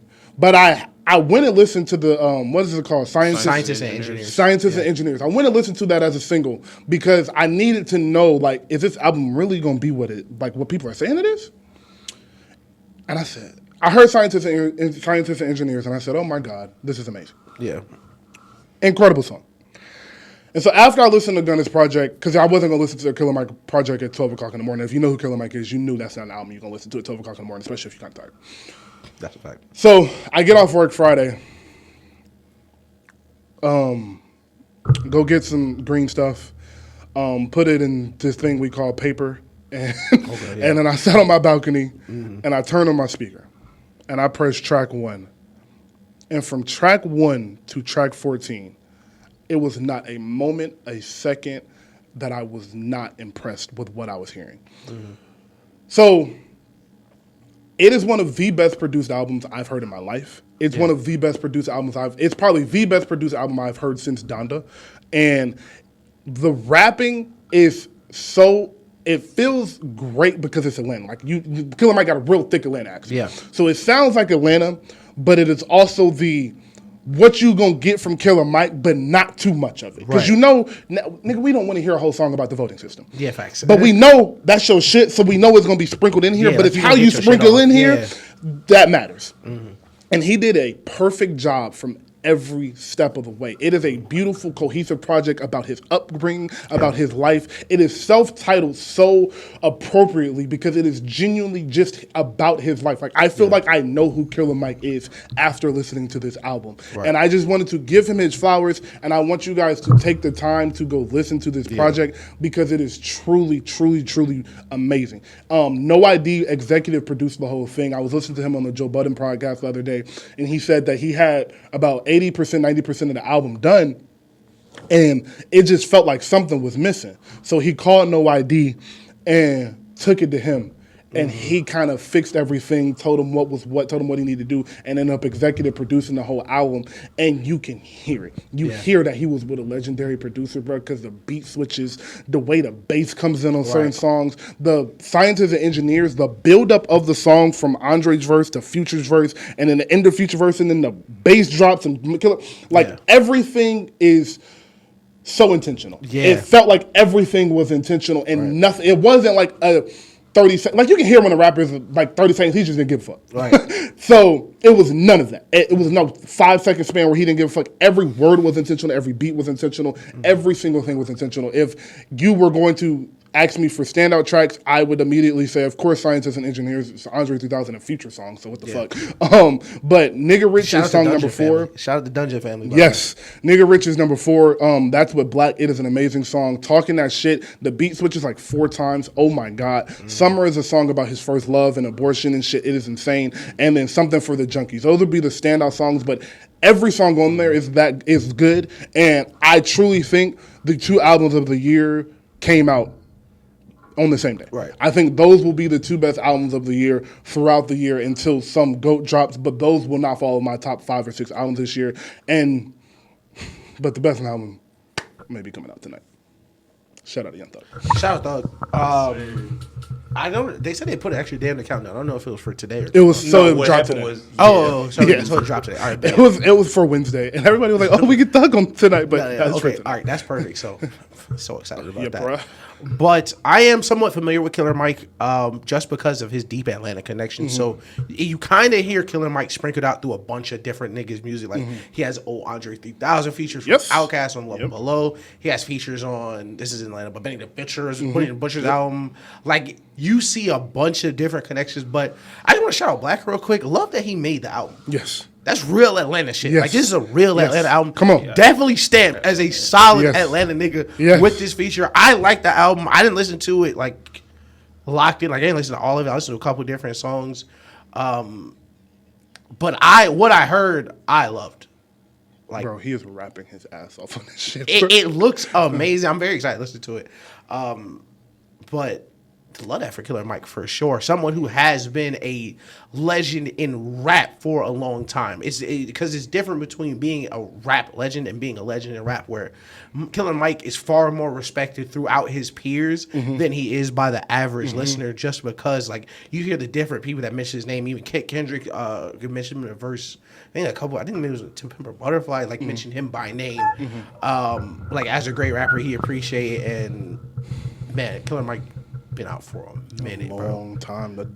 I think 2 decades, bro. Yeah, like bro, he's been out for a really yeah. long time, bro. And he talked about like Big Boy and Andre are his mentors. 3K are his mentors. So he said that that's how Andre ended up on the song, was like he just wanted to come play the album for him, and he ended up asking for that song. And Big Boy was a big part of like listening to the album and letting him know what was what and shit. But I really just wanted to come here and pay my respects to him because I love Atlanta with everything in my heart. Facts. And I love Atlanta music more than anything in my heart. And somebody that has dedicated their life to this city and dedicated, like, literally their time, their resources into making this city better, they deserve my listen. Like, they deserve that shit, especially when the project is that good. So, yeah, if you are going to, like, I would really advise you to, like, sit down, like, turn your phone off, and like, really just lock in. Because it's only 50 minutes. Like, it's not a long-ass album. It's a lot. It's rapping. So, like, you got to listen. But it's a 54-minute project, and it flows beautifully. But when you hear it, you're going to hear it. Like, when you put it on some headphones, you're going to hear the shit I'm talking about. Like, it's just the little shit, bro. Like, on Spaceship Views, when his verse comes on after Currency's verse, bro, it's just a little, like it's just a little sample in the back, and that shit is so just simple, but it's so crazy, bro. Like, I cannot wait to. You sound crazy pulling up everywhere listening to Killer Mike. I was like, is that Killer Mike? But you in Atlanta, so nobody looking at you crazy. Facts. You in Atlanta, but yeah, man, it is a project to be remembered. But on to. We're waiting for Thug. We're happy for Thug, but there's no point in talking about Thug until we know what we're getting. We don't know for we're getting the album, so I'm not going to speculate. But we're very excited. That's my favorite rapper. So Sunday, I'll have a deep breakdown because I'll probably listen to the album 17 times before then. But basketball is back. We have been here for an hour already, so we'll try to make this pretty quick. But it's not too much to talk about. But we will go through the draft real quick. Of course, Vic went number 1 to the Spurs. Brandon Miller, number 2. Brandon Miller, number 2 to the Hornets.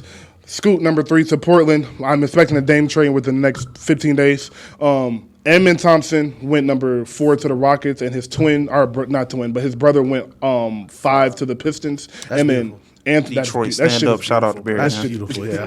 And Anthony Black went number 6, who I don't know who that is, but I have. Anthony Black can hoop. Yeah, he is a Kentucky guard. Yeah.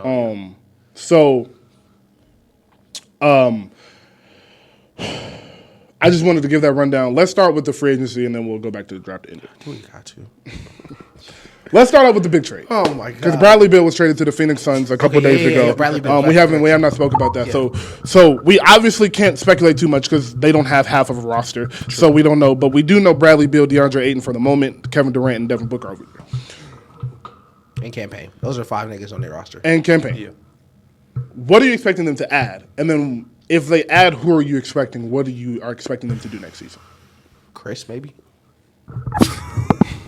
Like that, Chris. I know. Like a regular nigga. Cause ain't no bread left. I don't know.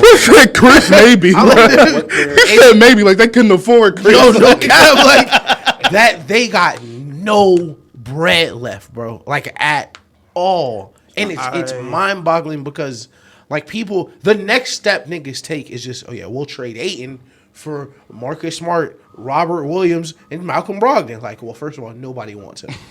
Okay, nobody wants DeAndre Ayton. Secondly, no one with multiple defenders or a single defender wants DeAndre Ayton. That's the reason OG Anunoby was worth 4 first-round picks, and Marcus Smart just went for 2. It's a reason, because nobody plays defense anymore. So if you do, you're a more valuable trade asset than before. But I don't understand the trade. I think it's a lateral trade. I think it's fuck it, Bradley Beal, a cool guy trade. Like, you know, hey, KD said he liked to play with Bradley Beal. Like, it makes 0 sense for me when you already had, arguably, at worst, 2 of the 5 best scorers in the league. Right. At best, you may have 1 and 2 on the same roster. You didn't lose because you couldn't score enough points. You lost because you don't play defense, you don't rebound, and there's no toughness on your team. And then it's position redundancy. You have a better Bradley Beal. We have Devin Booker. Why would I go get a worse Devin Booker to take some Devin Booker shots? I don't understand it, because there's nothing Bradley Beal brings to the table that Devin Booker doesn't already do better and younger. So I don't understand. I'm about to say Devin Booker. I don't even think Devin Booker's 25 yet. Bro, that's what I'm saying. He Like, is. He's 27. Or Is he? He's might have young, just bro. turned 25. He's young. Because he's been in the league a long time, but he's still like really. because he was legit at Kentucky for real. Yeah. Yeah, he's 26. 26. That's Okay, so crazy, just bro. yeah. And Bradley Beal 30. Bradley Yeah. Beal's 30. So I'll say this: it's not like you said. They As didn't the lose. resident Suns fan here. Oh, brother. Lying to the audience is crazy. So it's like you said, they didn't lose because, you know what I'm saying, you couldn't score. Right. But like the fact of the matter is you didn't have depth. Like you was, what was it, an 8, maybe 7-man rotation 6. during the first round, right? Once the first once 2 Torrey rounds. Craig gets off the bench, the rotation's over. Yeah. I don't care Right. what they call Okay. that nigga. Torrey Craig not winning the championship on the court. So yeah, aside from that, like you basically running the same bodies. Like you got KD at 34 years old Right. playing 48 minutes or almost 48 minutes. That doesn't work. I mean, Devin Booker 26, so I mean, it's okay to like try to. Kevin Durant at 34 gonna be a rim protector in the West. That's the issue too. Like you said, it's the issue is mostly like you didn't have depth. DeAndre Ayton is soft. To me, like that's what was holding him back during that run. Yeah. Chris Paul, because I don't believe he should be doing anything at a starting point guard role at this point in his career. It should be at a reduced role. He'll be more effective. He'll be fresher. And DeAndre Ayton's soft. Right. But other than that, like the trade doesn't necessarily move me. Like I thought Phoenix was gonna be the number 1 team regardless. Anyway, if they would have just ran it back, not with what they had, but you know what I'm saying. Took that money and put it somewhere that makes sense. Yeah, like you know, I'm sure it's a couple like good 3-and-D people hitting the market this summer. Like you could have did that. You could have even tried to go to get Kyrie and then still, because Kyrie wasn't gonna get a max from them. I don't think. Maybe. He might have, but it wouldn't have like bankrupt the team like how this did. Shit. I don't know. So they would have. Oh no, it wouldn't have been a Bradley Beal. Yeah. No, Some would have been worked out to where you know Yeah. Kyrie getting X amount of money, but you can still add what y'all need. That's what I thought was going to happen, especially since Kyrie and KD best friends. Yeah. But it's not something they needed. Like you didn't need Bradley Beal. Like it's going to end up good. The numbers are going to be there. You know, all 3 of them might make the All-Star team next year, but Bradley Beal's not gonna be All-Star next year. That's But gonna look cute. he won't have a chance. It'll be cute. it's gonna be like The it's gonna be guard- some highlight plays, bro. Let me and I show think you right now. I think it'll probably be the most efficient season Bradley Beal has ever had because he's easily going. Either he's gonna be the number 2 or he's gonna be 3rd. But I really think Who the fuck is he gonna be a number 2 to? Okay, look, first one. Who the fuck is he gonna be a number 2? Let me Who is a number 3? Listen, let me put you on. Kevin Durant? At ease. Bradley Beal won't be a number 2 option on that team. That's what I'm saying. He'll probably be the 3rd. Oh no, he'll be third. No, he'll be 3rd. He'll be 3rd. There'll probably be some nights where he steps up and he's It like won't. number 2. No. But for the most part, yeah, he's gonna be 3rd, and I think it's gonna be the most efficient season he's ever had. This is why I But once say- we get to the playoffs, I don't know. I really don't know. So this Because is you why I didn't say the lose, like you trade. said, you didn't lose because of scoring. Facts, but this is why I said the trade. The trade moved me in a hater way. This is why, right? Because niggas been telling me for years, Bradley Beal better than Klay Thompson. Right? And this is what niggas say. Yo, a Klay Thompson led team would be trash. And I'd be like, look at the Wizards record. What are they? What's a Bradley Beal team? What's a Bradley Beal led team look like? Trash, right? Okay, there you go. So now, listen, if they don't win the championship, it's niggas that got to pick up my call. I got some questions I got to ask. Yeah. Because now you the third option. Niggas like, hey, what does Bradley Beal contribute winning-wise? What is something Bradley Beal does that you did not have before that helps you win now? Yeah. He don't facilitate. He don't play defense. He's a good scorer on a team with two great scorers. And the reason we can confidently say he's going to be a third option every night is because somebody got to take that back seat. Yeah. And KD's so grossly efficient, he physically can't take the back seat because he's already kind of in the back seat, scoring 25 on 9 shots. Like he's already. It's only so much he can do. And Devin Booker, you don't gotta ask what Devin Booker doing. Devin Booker pull up to the stadium. He's not pulling up to the stadium to facilitate. I'll tell you that much right now, man. Devin Booker getting his shit up. No Chris Paul there. Devin Booker getting his shit up. But my thing, why was so frustrating for me, I think personally, was Devin Booker having the opportunity to play point guard, kind of maybe step into that Harden role, like point shooting guard, where I'm gonna run everything. I was very excited for him to do that. Mm-hmm. To have his usage go up because he's been shown he's been able to handle the ball before, and then you bring in fucking bring in Bradley Beal. Yeah. For what? I agree with both of y'all saying. I think it was you said it perfectly. I think you said it was a lateral movement, and I wholeheartedly agree with that. I'll keep it quick, bro. I just don't. One, just piggyback off what you said. One, you didn't get better, you didn't get worse. You're just there. Yeah. Two, you traded for a 6'4" shooting guard when you have a 6'5" shooting guard that does everything better than the 6'4" shooting guard you traded for. Yep. 3, a big issue that you've had consistently popping up is DeAndre Ayton complaining about his touches, complaining about his usage. Yeah. This only hurts that more. 4, as Ish said, defense, toughness, rebounding, shooting. Yep. Those are the things you were missing. You got a good scorer, right? But you spent $60 million. That's $50, $60 million you're going to have to pay him when you could have split that up in between 3 players. Mm-hmm. If I don't even think that it's a question. I don't think it's a question. Kevin Durant and Devin Booker are the best duo in basketball, right? Easy. Yeah. Yeah, like who else? Like they're the best duo in basketball. So you have the best 1-2 punch in basketball. It's crazy you said that. Because I don't even know who's 2. Who would be 2 to them? Jamal Murray and Jokic? That's what I was about to say. Maybe. Man, them niggas can't tie Tatum and Brown? Brown can't go left. Like Steph and Clay? And Clay can't go either way. Come on. That's what I'm saying. So, you know what's crazy? LeBron and AD, second might be Luka and Kyrie for real. Yeah. Truly. Yeah. So, and they don't win games. So, from what we've seen, they don't win games. So, they quit. Fuck it. They quit with a game left. So it just doesn't do anything I don't see that helps their team, and it makes them harder to do everything they needed to do.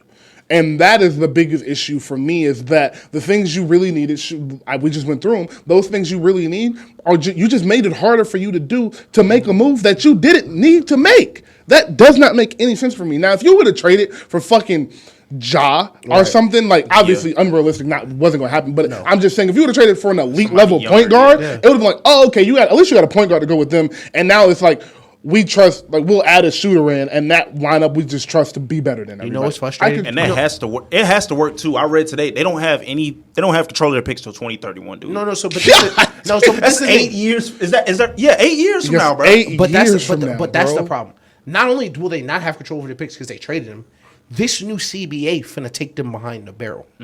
Because 3 niggas on the max is not allowed in this new CBA. Yeah. So basically how it goes is, there's 2 levels you hit. You hit that first level, you can sign maybe one nigga to a $17.5 million max. Mm-hmm. That's as high as you can get. And that includes if he gets cut from another team and they're still paying him, you want to do the backdoor shit, can't do it. You hit that second level, it's literally just vet minimums. Period. The minute Bradley Beal touchdown, that first season over, they're already on the second apron. They are already 3 max players in, not including DeAndre Ayton, who's always whining. Mind you, Washington asked for DeAndre Ayton, and they said no. It generally doesn't make any sense. What I think they should have done, and I believe I said this. My fault. But go ahead. Go. But what was most frustrating was today. I'm a Phoenix Suns fan. I saw Tyus Jones go for a box of scraps. That's where I was going. That's why I let you finish. Bro, That's exactly I where saw I was Tyus Jones go exactly where I for a was box of scraps, nigga. We need help. I need help, Exactly. bro. That would have been the perfect Literally, point guard bro. for them. He can run the pick and roll. He's He excellent at the pick and roll. He could have been the backup. He can shoot. Perfect, He's good in the paint, and he can Playoff facilitate. basketball. He can play. He's used to playoff environments, and he can play defense on the point guards you need him to, bro. I just don't get. I don't get what they're doing. I don't get what they're doing over there, bro. I truly do not. But hey, I'm not running that team. Second move we'll talk about. James Jones. Second move we'll talk about.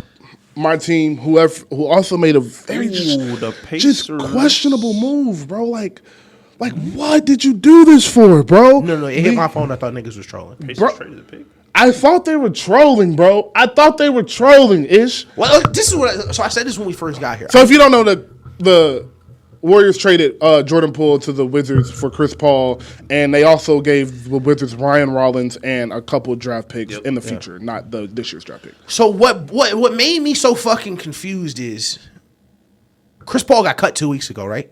He got cut 2 weeks ago. Yeah. And you say, you know what? Nah, we're gonna pay him $30 million. What? Listen, Mike Dunleavy. Let me talk to you specifically. Because we're recording this on Thursday. It's, what's it, 22nd? Yep. A lot of things could change. Boy, it better be someone on the other end of that door that's not fucking Chris Paul. Because I swear to God, if the first game of the season, Chris Paul is a Golden State Warrior, I might put a tag on that nigga head. No cap. I might put a tag on Mike Dunleavy. No lie. Are you kidding me? And they said they keeping him. What? For what? We just talked about the Suns. You did the lateral movement. Warriors just went backwards. You just went backwards. Okay, first let's get into the anatomy of the trade for him. Mm-hmm. Jordan Poole's a younger player. Check. He's a better player. Check. Somehow he makes less than Chris Paul. Check. So he knows the system. Check. He can play in the system. Check. Chris Paul literally cannot do any of those things. Chris Paul can't play in the Warrior system. He doesn't know the Warrior system. Jordan Poole had locker room problems. Steph Curry don't like Chris Paul. What do you mean? Like okay, Draymond and Jordan Poole got problems. Steph Curry and Chris Paul have real beef. So does Draymond and Chris Paul. I don't know if you know that. Yeah, Draymond doesn't. Draymond has said on his Draymond podcast- hates him by association. Yes. Not even like he does not. He has said like I do not like Chris Paul. How many? You think Klay Thompson like Chris Paul? God no. And for Chris Paul, you know what? At what point does self-respect kick in? At what point do pride kick in for real? Because niggas laughed at KD, right? Yeah. Like, you going to the team you lost to. Fam, the Warriors was whooping Chris Paul ass for 5, 6, 7 years. And you gonna come when they were supposed to be the premier team to come out the West. You were supposed to be the guy. Yeah. Chris Paul, I remember living my day-to-day life with niggas constantly saying Chris Paul is the best point guard in the NBA. Easy. You were supposed to be the guy. You let Steph Curry turn into who you were supposed to be. Yeah. Now you gonna come off the bench for him. And as a nigga, last year. as a Steph Curry stan, as a Steph Curry enjoyer, I gotta watch 4 minutes a game where Steph Curry don't play on ball because Draymond bring it up a couple times. Then Chris Paul running the pick and roll with Kevon Looney. That's what I gotta watch now. Oh yeah. Well, the biggest problem the Warriors had, we couldn't rebound. We didn't have any defense, so we signed Chris Paul. We didn't have any bigs. Everybody in the world like, man, Jokic's pretty good. We should get a big. Listen, I told y'all. Yeah, let's go get 37-year-old Chris Paul. I told y'all in the group chat and before we walked in here, it would not have been a bad addition at all. But not at the expense of Jordan Poole, bro. That nigga reeks. Like, come on, dude. Do you think Chris Paul's a good basketball player? Do I think he's a good basketball? Right now, a good basketball player. Not from what I think he's a serviceable basketball player. Like I said, at a reduced role at this age, he'll be a lot better. But he looks bad trying to still do like starter stuff like his 08. Like, this is what because niggas was like, who better right now, Jordan Poole or Chris Paul? And I wasn't even gonna entertain that. But what I said was, I watched Jordan Poole contribute to a championship. Mm-hmm. We've never seen Chris Paul do that. We not even play good through a playoff series. I was about to say I watched him rip a championship out of his own hands. Actually, we've never seen him play a whole playoffs. He's never gone. Man. He's never gone an elite playoff run playing good and healthy. It's never happened. It's not on the elemental chart, hasn't been discovered. We talk about the multiverse, that's one that doesn't exist. We've never seen that shit happen. Like, I don't understand it. And it's, you know what? Postseason career is kind of embarrassing. Let You me know say what this. popped up for me the other day? The clip where they blew the lead to Oklahoma City. Yeah.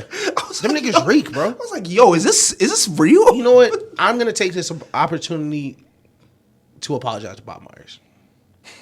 Because I called you a lot of things. No cap. I called you a lot of things. But this nigga right here? Nah. Maybe it's my fault. I don't get it, bro. I just don't get it. was at a loss for words for a couple hours. I said we wasn't going to do the pod, for real. I don't get the trade. I really don't. And And then why are you giving them first round picks for him? I don't get it. you know what I'm saying? It wasn't bad enough to trade for him. They taxed you. They taxed you for Chris Paul. They didn't even want him. That's like if you traded Chris, if that was Suns Warriors, right? Mm-hmm. And the Suns was like, yo, we went to the finals with Chris. He turned our whole organization around. We need something more than Jordan Poole. They said, all right, we'll give you a pick. The Wizards had him for 20 minutes. The Wizards just got him. And he wasn't going to play there. They said it. I Like, think the moment he got there, he was never Yeah. staying in Washington. And then I think it's funnier. It's funnier to me because we spent, the last 24, 48 hours, he and Kiki about the Wizards not getting, like, a good return for Porzingis. And Bradley Beal. Yeah, and Bradley Beal. And then they turn around and fleece Mike Dunleavy, too. Bro. Chris Paul went for more first-round picks than Bradley What do you think Draymond's reaction to this was? I was about to say, he was at the LV show, wasn't he? I don't know. You might need to set that mic up and tell us something. I really don't. I don't know what that means I don't know what it means for Draymond. I really don't know what it means for Draymond because they can't coexist. I don't think. Do people think they're going to coexist?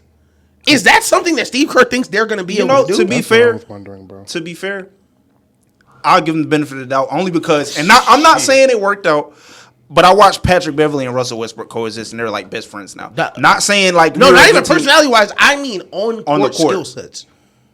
They're fuck their personality for real. You know, I hate Chris Paul. I'm sure this probably is not the first time Chris Paul went to a team with niggas he hate. Because everybody hate Chris Paul. Yeah. But I saw him take Draymond off the court because he couldn't play with Steph Curry. He gonna play with 38-year-old Chris Paul? Like, come on. Like, let's be honest. Like, Chris Paul thrives in lob threats. There's no lob threat on the Warriors. They're about to trade Kuminga. Wiggins? That's it. Yeah, I just don't understand what now? Oh, you said that earlier. What now? I legitimately do not know. What's the goal? Okay, so And do you even put? Because like I said, me personally, I feel like he's much better in a reduced role. But at this point, like you're giving him $30 million. Is he even? Are you going to let him come off the bench? Steph Curry's going to be what, 35 next year? Probably 36. Like, if this were niggas trying to spin it like we're going all in on Curry, we've never seen Chris Paul play meaningful minutes in the playoffs. When was the last meaningful minute Chris Paul played in the playoffs? The Bucks Suns series where he melted apart on the day he turned 35. He turned ass. That's the last time we saw Chris Paul in a meaningful I'll playoff give him series. benefit of the doubt. His shoulder ripped in half. Cause he old. That's old nigga shit. Nah. So I don't know, bro. I don't have a problem with Chris Paul on the team. I'm not mad at that. It's the trade. I think it is absolutely asinine that they traded Jordan Poole for Chris Paul. Yeah. It makes no sense. I still can't believe it. If they Poole traded is like 22, if they traded Jordan Poole with a 3-team trade with Minnesota, Yeah. I mean, not with Minnesota, with like Toronto, and they got Patel back, the big, and then they ended up with Chris Paul, Patel, and maybe like a shooter from Minnesota or something like that, where they got multiple pieces. Because if I was a betting man, I would have said Jordan Poole is not on the Warriors next year. I was not surprised at all that they traded Jordan Poole because I truly think the punch ruined everything last year. Yeah, I truly think the punch ruined everything last year. I think the relationship between Draymond and Jordan was done, and I don't think it was any. Once that video came out, I don't think it was any recuperation of that relationship happening. And I believe the Draymond is kind of truly, it's up to Steph. It was up to Steph. Yeah. Hey, who do you want? You want Draymond? You want Jordan? What do you think is best for you? It came out as a report. Steph said he wants to run it back with his core. So the clearing of Jordan's contract helps them be able to pay Draymond and Clay because Chris Paul's contract is not guaranteed and it's only for this year. So they're able to re-sign them on nice contracts that they'll accept and keep their core together. And now you have a backup role for what you were paying Jordan Poole to do, but Jordan Poole is really a starter in this league and should be at this point. Chris Paul is not. So it makes sense from that aspect, but giving up your best young player, your best trade asset for a point guard like you said that he's better than makes no sense. Yeah. How do you trade Jordan Poole and only get Chris Paul back? That makes no sense. It makes no sense, bro. It does not make, like, I've been trying to wrap my head around how in the fuck you do something like that and justify it to your organization. Be like, yo, we're gonna trade this 22-year-old point guard that could potentially be one of the best 5 or 6 point guards in the league in the next 3 or 4 years. We're gonna trade him for a 38-year-old point guard that's gonna turn 39 years old in the middle of the playoffs next year that hasn't finished a postseason healthy since 2012. I seen that trade and thought like Woj was trolling or something. Chris, bro. Since 2012, my nigga. I thought Woj. We hadn't got the second Avengers movie yet, my nigga. LeBron was ringless last time Chris Paul finished the playoffs healthy. Kobe was still in the league busting ass. I throw his name out there. Tyson Chandler still playing meaningful minutes. My nigga, yo, Tyson Chandler just came off a championship, my nigga. Bro. Like, and you traded for him for with a 22-year-old point guard. I don't. Peyton Manning was still a Colt. Come on, dog. Peyton Manning was still a Colt last time this nigga played meaningful playoff minutes. Come on, and bro. You know my thing. You know what I like how Ray Allen came to the Heat. It was like, man, Ray was cold for all the years. You've been busting Chris Paul ass. It's not like what tape did y'all watch of Chris Paul? He was like, yeah, I like this. We were embarrassing him. They were frying Chris Paul. Switch. Hey, get Chris Paul on you. Yo, they were hunting Chris Paul. They were hunting. Yo. So now you got, and we know Steph Curry is a much better defender, but he is 6'3" and 180 pounds. So now you got 6'3" and 180 pounds and 6 feet and 160 pounds and 39-year-old as your backcourt to close your minutes in the playoffs. Right. And you going to see Ja and Marcus Smart. You going to see Jokic and Jamal Murray. You going to see Bradley Beal and Devin Booker with them niggas in your backcourt. Yeah. Now, I do love the thought of Steph Curry at the 2 and Chris Paul running the point and the Draymond off minutes with Chris Paul winning the show. That sounds fun to me, and I'm going to watch some regular season games and have a great time. But, like you said, to lead this off, the offseason has a long time. Does anybody know the exact date free agency starts? It usually start like 2 weeks after the draft. Yeah, it should be 2 weeks. Free agency, I think July. KD got signed. So next Friday. Yeah, KD got signed July 4th. I'll never forget that. So June 30th. So it's got to be around there. June 30th is the day free agency starts, so that's next Friday. So we have a lot of time in between now and the end of free agency, which is at the end of July. They have a lot of time to make moves. Right. I don't think they need too many pieces. I said this at the end of the offseason. They need 2 pieces. They need a big and they need a shooter. But the thing is, they need a real big. If this cleared up space for them to talk to Brook Lopez and they sign Brook Lopez and get a shooter, perfect roster, championship level roster, we're going to go to war next year. But if they don't get anybody and they go draft a big and run a 5-man rotation and Chris Paul, your backup point guard playing 28 minutes, 32 minutes a game, and you got a rookie big, you trying to work in again that doesn't work again, then you're an idiot and you ruined the latter part of Steph Curry's career where he was playing at a high level. And you should have known better because you watched LeBron get the rest of his career ruined by the poor health of the Lakers. Yep. That's the only reason. Now, some of it is on him. Yeah, he's hurt. But I can make the argument that if the Lakers were healthy all of the past 2 years, that LeBron would have been healthy too. I can make that argument because you saw LeBron play on 1 foot this year. I can make the argument not healthy and was still their best player. Exactly. And I can make the argument that the year before, if AD and all of them are healthy, they make a run. I can make the argument the year before, the year Phoenix went to the finals and AD was halfway limping through the first round. I can make the argument if they all are healthy, they make a run this year. So you watch the last back half of career of LeBron where he was still playing an elite level at 37, 38, 39. You watch him get this ruined by health from playing with old veteran rosters. So your idea, and you need veteran pieces, but your idea was to go get the most injury-prone point guard in the NBA for the past 15 years. That was your idea. How in the, you got, like you said, it better be something on the back door of this deal. They might have a draft night trade they looking to make with some. I saw Patel from Toronto, who used to be on San Antonio, say he don't want to play on the ass team this year.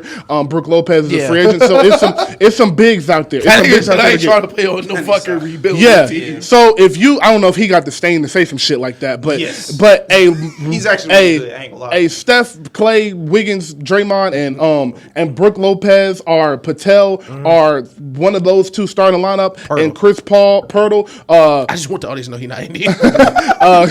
Chris Paul, Moses Moody, Kuminga, and Kevon Looney as your next 4 off the bench, because playoff rotations are 8 or 9, so I'm not worried about the 10 spot. Right. If that's your rotation, cool. Mix in and a shooter, and you got 10 people you can rotate. Cool. But if they don't do anything of this and Kevon Looney is their starting center with Kuminga as their backup center, you're ass next year. You're in a play-in again, and you're fighting to get out of first round next year. And that's fucking. Oh, that makes me so mad because Steph does not deserve that. Clay does not deserve that. Dre does not deserve that. They turned your franchise around, and this is how you repay them. That's bullshit, bro. Oh my God, I'm so mad. I can't believe. Oh, we're renting. I'm sorry, y'all. If you want to cheer up, I just got Thug's track list. Woo! Let's go. I'm sorry. I'm so sorry. That was loud as shit. I'm so sorry, audience. Before we get happy, I'm gonna hate a little more. Okay. Cause what the fuck, bro? like for real, before we move on, bro. As someone who enjoys the Warriors, bro, it was just so fun to watch Jordan Poole. He was such a perfect fit. It really hurt. It really hurt, bro. Yeah. Like Jordan Poole was the one. He was the third Splash Brother. It was the pool party. They were gonna hand the torch away. Yep. But this is the tombstone, buried and dead over. The front office cooked the last 4 years, period. They have nothing to show for the year they were ass and had no success in the playoffs. The year they literally missed the playoffs because of injury, they have nothing to show for it. Nothing. You had a you had the second overall pick. You butchered his development, whether I think he asked or not. Butchered his development. Then you traded him for a nigga that was undrafted, who you already had on the team. Then you trade that. So now you paid the double tax on James Wiseman. And the one nigga you could say, well, we were asked, but Jordan Poole got to go to the G League. Then he was able to come back before Clay and without Steph and really work into his own. He's going 2 now. And then you throw away another first round pick for a nigga who won't last longer than Steph Curry. For what? For what? The 2 timeline shit never made sense, and it's a failure. I apologize to Bob Myers earlier, but that's your fault. The 2 timeline shit never made sense. That's not all his fault. That's Joe Lacob. I'll say his name too. Say his name too. Because he was a big part of. That's the nigga who's still there. That's the nigga I don't like. That's the owner. He's gonna be there. He's gonna stay there. Yeah, that's the owner. That's the nigga I don't like because this is how I feel. Like, okay, you're a cool guy. But you didn't draft Steph Curry. You didn't draft Steph Curry. You didn't do this. You that's what I'm saying, bro. Like, you're just here. It's not like you just got the money, bro. It's not like you was watching March Madness like, man, if I buy this team and draft this guy, he can do this thing. Like, no, you were along for the ride, my nigga. Stop. Like, these are like the Warriors were the biggest dynasty for like the last 5-6 years of American basketball. Mm-hmm. Why are we doing interviews like the architect behind the Warriors? This shit wasn't even planned. It happened by accident. It literally wasn't planned. Y'all didn't even want to give Steph a deal. He had to stay at a bargain. Yeah. This was all. The only thing niggas can really be like, oh yeah, this is what they get credit for, is bringing KD. And I'm not gonna give you credit for rolling up your window if it's raining. Okay, niggas knew KD was gonna be a free agent. Yeah, maybe we should put some money aside for KD. You don't have no big master plan, like, yo. And if anything, Draymond get the credit for that because he was the one who looked at his contract the year before and was like, hey, if I take this much less, we can sign KD next year. He's the one who came out and said he did that. So yeah, I agree with you, bro. You butchered. You potentially, I'll give him credit. I'll give him next month and a half. We'll see what they do. But potentially, you butchered the last back half of Steph Curry's career where he could have won. Potentially, he won one already. He won one with a okay roster. That 2022 roster was not that great. In the playoffs, nobody was averaging over 20 points. He averaged 30 points. His next highest scorer was Andrew Wiggins, who niggas was calling a bust the year before.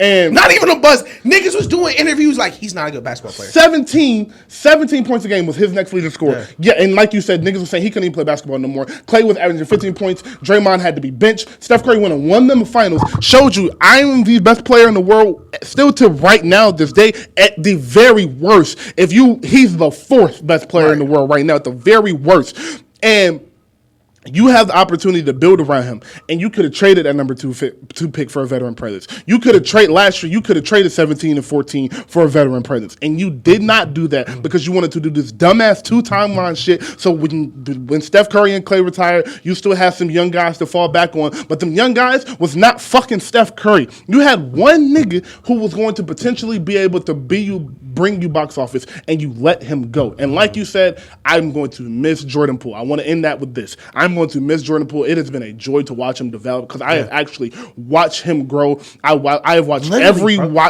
watch that nigga go from shit to a bucket. He was only the worst shooter in the league at one point, bro. Yes, and averaged 20 points a game last year, averaged 26 a game when Steph was out the lineup. I watched him develop. I watched him grow. I've watched every single Warriors game that Steph Curry has played in since 2021, since he came back from the broken hand injury. And that means I have watched every single game Jordan Poole has played in. And I have watched games Steph Curry has not played in to watch Jordan Poole play basketball. Yeah. And I will be watching the Wizards next year to watch Jordan Poole play because I'm a fan of him. And I said last year, like, I've admitted all the time, like, I'm a bandwagon. I'm not really a bandwagon. I just I watch who my favorite players are. Right. And I was like, I'm probably going to be a Warriors fan for the next 15 years because I like Jordan Poole that much. Yeah. And I enjoy watching him that much. And they traded him. They traded the future away. They traded the young, youthful fullness away. And the last person that deserves a lot of blame, and I will say, we give 25% to Mike Dunleavy. We give 25% to Bob Myers. We give 30% to Joe Lacob, and we give the rest of the blame to Draymond Green because you were the start of this, and you know you were, and you know you in the locker room with a nigga you don't like, with a nigga that is worse than the nigga you had to trade for because you couldn't control your emotions. You couldn't control your emotions. You are 14 years older than that young man, 12 years older than that young man, and you punched him in the face because he was talking shit to you in practice, my nigga. Think about that. You could have won a championship this year. Look at who won the championship this year. Be real. Look who got to the championship in the East, and look who won the championship this year. If y'all team was clicking and y'all was the organization y'all had been for the year, you potentially could have went back-to-back this year and been on your way to fucking three-peating this year. But you couldn't control your emotions. And now look where the Warriors are. And potentially y'all going to be in the play-in for the second year in a row. And what do you hate doing most? Playing bad basketball and playing basketball that don't mean shit because y'all are ass. And you are the cause of that. Listen, Derek, you just cooked that nigga. No funny shit. I ain't gonna lie, you just cooked that nigga for real. I didn't know that Draymond angle was coming. You sorry, that nigga. Because you're 1,000% right. Where, I think he was too nice. I'm gonna give him 50%, bro. Because now you're in your personal hell. Because this nigga got a mouth on him. To reference Snowfall. Not to reference Snowfall. Because you don't like the way another nigga talk, bro. Come on, bro. Like I built this, my nigga. Me. These threes, these step backs, them checks you be trading niggas, I gotta cash them. And now I gotta do it without the only other guard on the court who can fucking dribble. Come on, bro. Chris Paul can't even go left. Jordan Poole was cooking niggas both ways. Mid-range jumpers, floaters, deep three-pointers, bringing the energy. Draymond went to war with LeBron but couldn't handle a little shit talking in scrimmage, my nigga. Like, bro, we talk about that nigga called LeBron a bitch to his face. Yo, we talk about the multiverse. I want to live in the multiverse where Draymond weave his shit and stick him. That's what Jordan weave his shit. Yeah, he fucking weave that nigga and slap his ass. I want to see what happened if you lost the fight for real. Because you really snuck that nigga. Bro, you snuck. Bro, I am angry. I'm angry. And I'm really so angry because all of this shit was preventable. And everything has been so preventable. And we have been. I've always said I wish I had the shows on YouTube so I could pull up a show and put it on TikTok of us saying, trade that number 2 pick, trade 7 and 14, trade the number 2 pick, trade 7 and 14. Do you know why? Because you have one of the 10 best basketball players to ever play, and you're relying on rookies to win you championships, and that's not how basketball works. Rotational pieces cannot be 19 years old. You can't go to war with a 19-year-old who has never played in a big game in his life. Bro, niggas 21. think about this when you're 21. You never had a serious month of your life. These niggas 22-year-old millionaires asking for the next 3 months. Yo, bro, it's cool to stay in the locker room. Yo, next 3 months, I'm not going to be on my phone, bro. We're going to be locked in, bro. I'm going to be in practice. And you 22. Man. The 35-year-old, the nigga who's saying he not on his phone, he got a wife, he got kids. He don't be on his phone no way. Like, he didn't grow up with social media. He ain't got nothing to do, bro. Like Draymond not tweet. He not on the phone like Jordan Poole on his phone. They like, bro, you got to lock in. He I'm a lock in. like cool, bro. Oh my God, bro. All right. We're at 2 hours. We're at 2 hours. So the draft order is great. The draft order has been great. Bilal Calabe was traded to Washington and Jarice Walker traded to Indiana. So they swapped. That was 7 and 8. Like I said, I gave up the first 2 picks. And there's not really much to say. I guess we'll do more draft coverage Sunday and talk about the draft, see if any trades happens. Chris, do you really have the track list? Is it real? Because no, it's real. It's off his Instagram. Oh my God. Oh my God. Oh my God. You want me to read it? I don't know. Or you just want me to tell you who owned it? Nah, just tell me who owned it. Tell me the features. All right, hold on. Damn, I just had it. Tell me how many songs or how many features. It's 15 songs. Oh my God. Drake has 2 features on here. Oh my God. Travis Scott has 2 God. featers on here. Yet Gotti has a feature. Future has a feature. Yet Gotti got a feature. Shut up. Yet Gotti. 21 got a feature. Okay. B Slime got a feature. Lil Gotti got a feature. Lil Gotti. Lil Uzi. Who that Lil Uzi feature? And Nate Ruiz. Yeah, just forget about it. Shout out Nate Ruiz. Wow. He had a song with Thug on Pink Punk, didn't he? That's the one I was like, I love you more than anybody. That is him. Yeah. Hey, crazy. So tell me this: how many of those songs are just Thug? So it looks like there's 1, 2, 3, 4, 5, 6 songs that are just Thug. All right, because what I'm hearing with the a lot of the features is maybe a lot of these songs weren't complete, and that scares me. Like a lot of them are going to be like 1.5 minutes of Thug and Drake just filling the rest. I hope it's not that, but that's what I'm scared of. But I'm gonna think positive. Album come out in 2.5 hours. Ish, you got anything else? Yeah. No. Nigga got a song called Jonesboro on here. I already won. Woo! Okay, that was my question. What's it titled? The name of the album? Yeah. Business. Okay, I was wondering. That's crazy. Niggas said it was supposed to be like Slaughter season 4 because the cover. I was like, okay. It probably was. No, remember when he was getting out last year, he was gonna drop it. So I think that's what it was gonna be. But I don't think this album. Business is more like catchy now that like niggas know. Like, hey, I fuck with it. I'm gonna drive home in silence thinking about this Jordan Poole shit. I'm gonna drive home in complete 2 Drake features is so crazy. Hey, and allegedly Drake moved out the way because he was gonna drop something before he went on tour. But allegedly Drake moved out the way to let Thug have his time. So if he did, that's cool as fuck. Truly. That shit happened. Drake didn't move out the way for nobody. But if he did, that was Drake didn't move out the way. I love Drake a lot. Drake paid way too many niggas bills. Come on, thank you. To be moving out the way. Bro, Drake dropped an album and 300 niggas get $1 million. Like, no. It's a nigga on his way home right now talking to his wife. Like, yeah, whenever Drake drops, we're gonna do this. Get the kitchen remodel. Like, whenever Drake gets this album done. Oh, God. But, hey, man. Thank y'all for listening. Oh, and my bad. Executive produced by Metro Boomin too, if y'all didn't know. Oh shit! You buried the lead on that one. You buried the lead on that one. Yeah. Welcome to Atlanta, bitch. But it's crazy. Well, we're gonna close the show with a staple. Atlanta always wins. Atlanta always. Hey, always. Even when Atlanta wins, even when Atlanta loses, we always win. We win. And it's a rat summer. Shout out to Rody. Shout out my nigga Ratatouille. Shout out my nigga Stuart Little. Shout out you give a rat. If you give a mouse a cookie, shout out all my rats out there, nigga. We will see you niggas Sunday, dog. Shout out to the twins.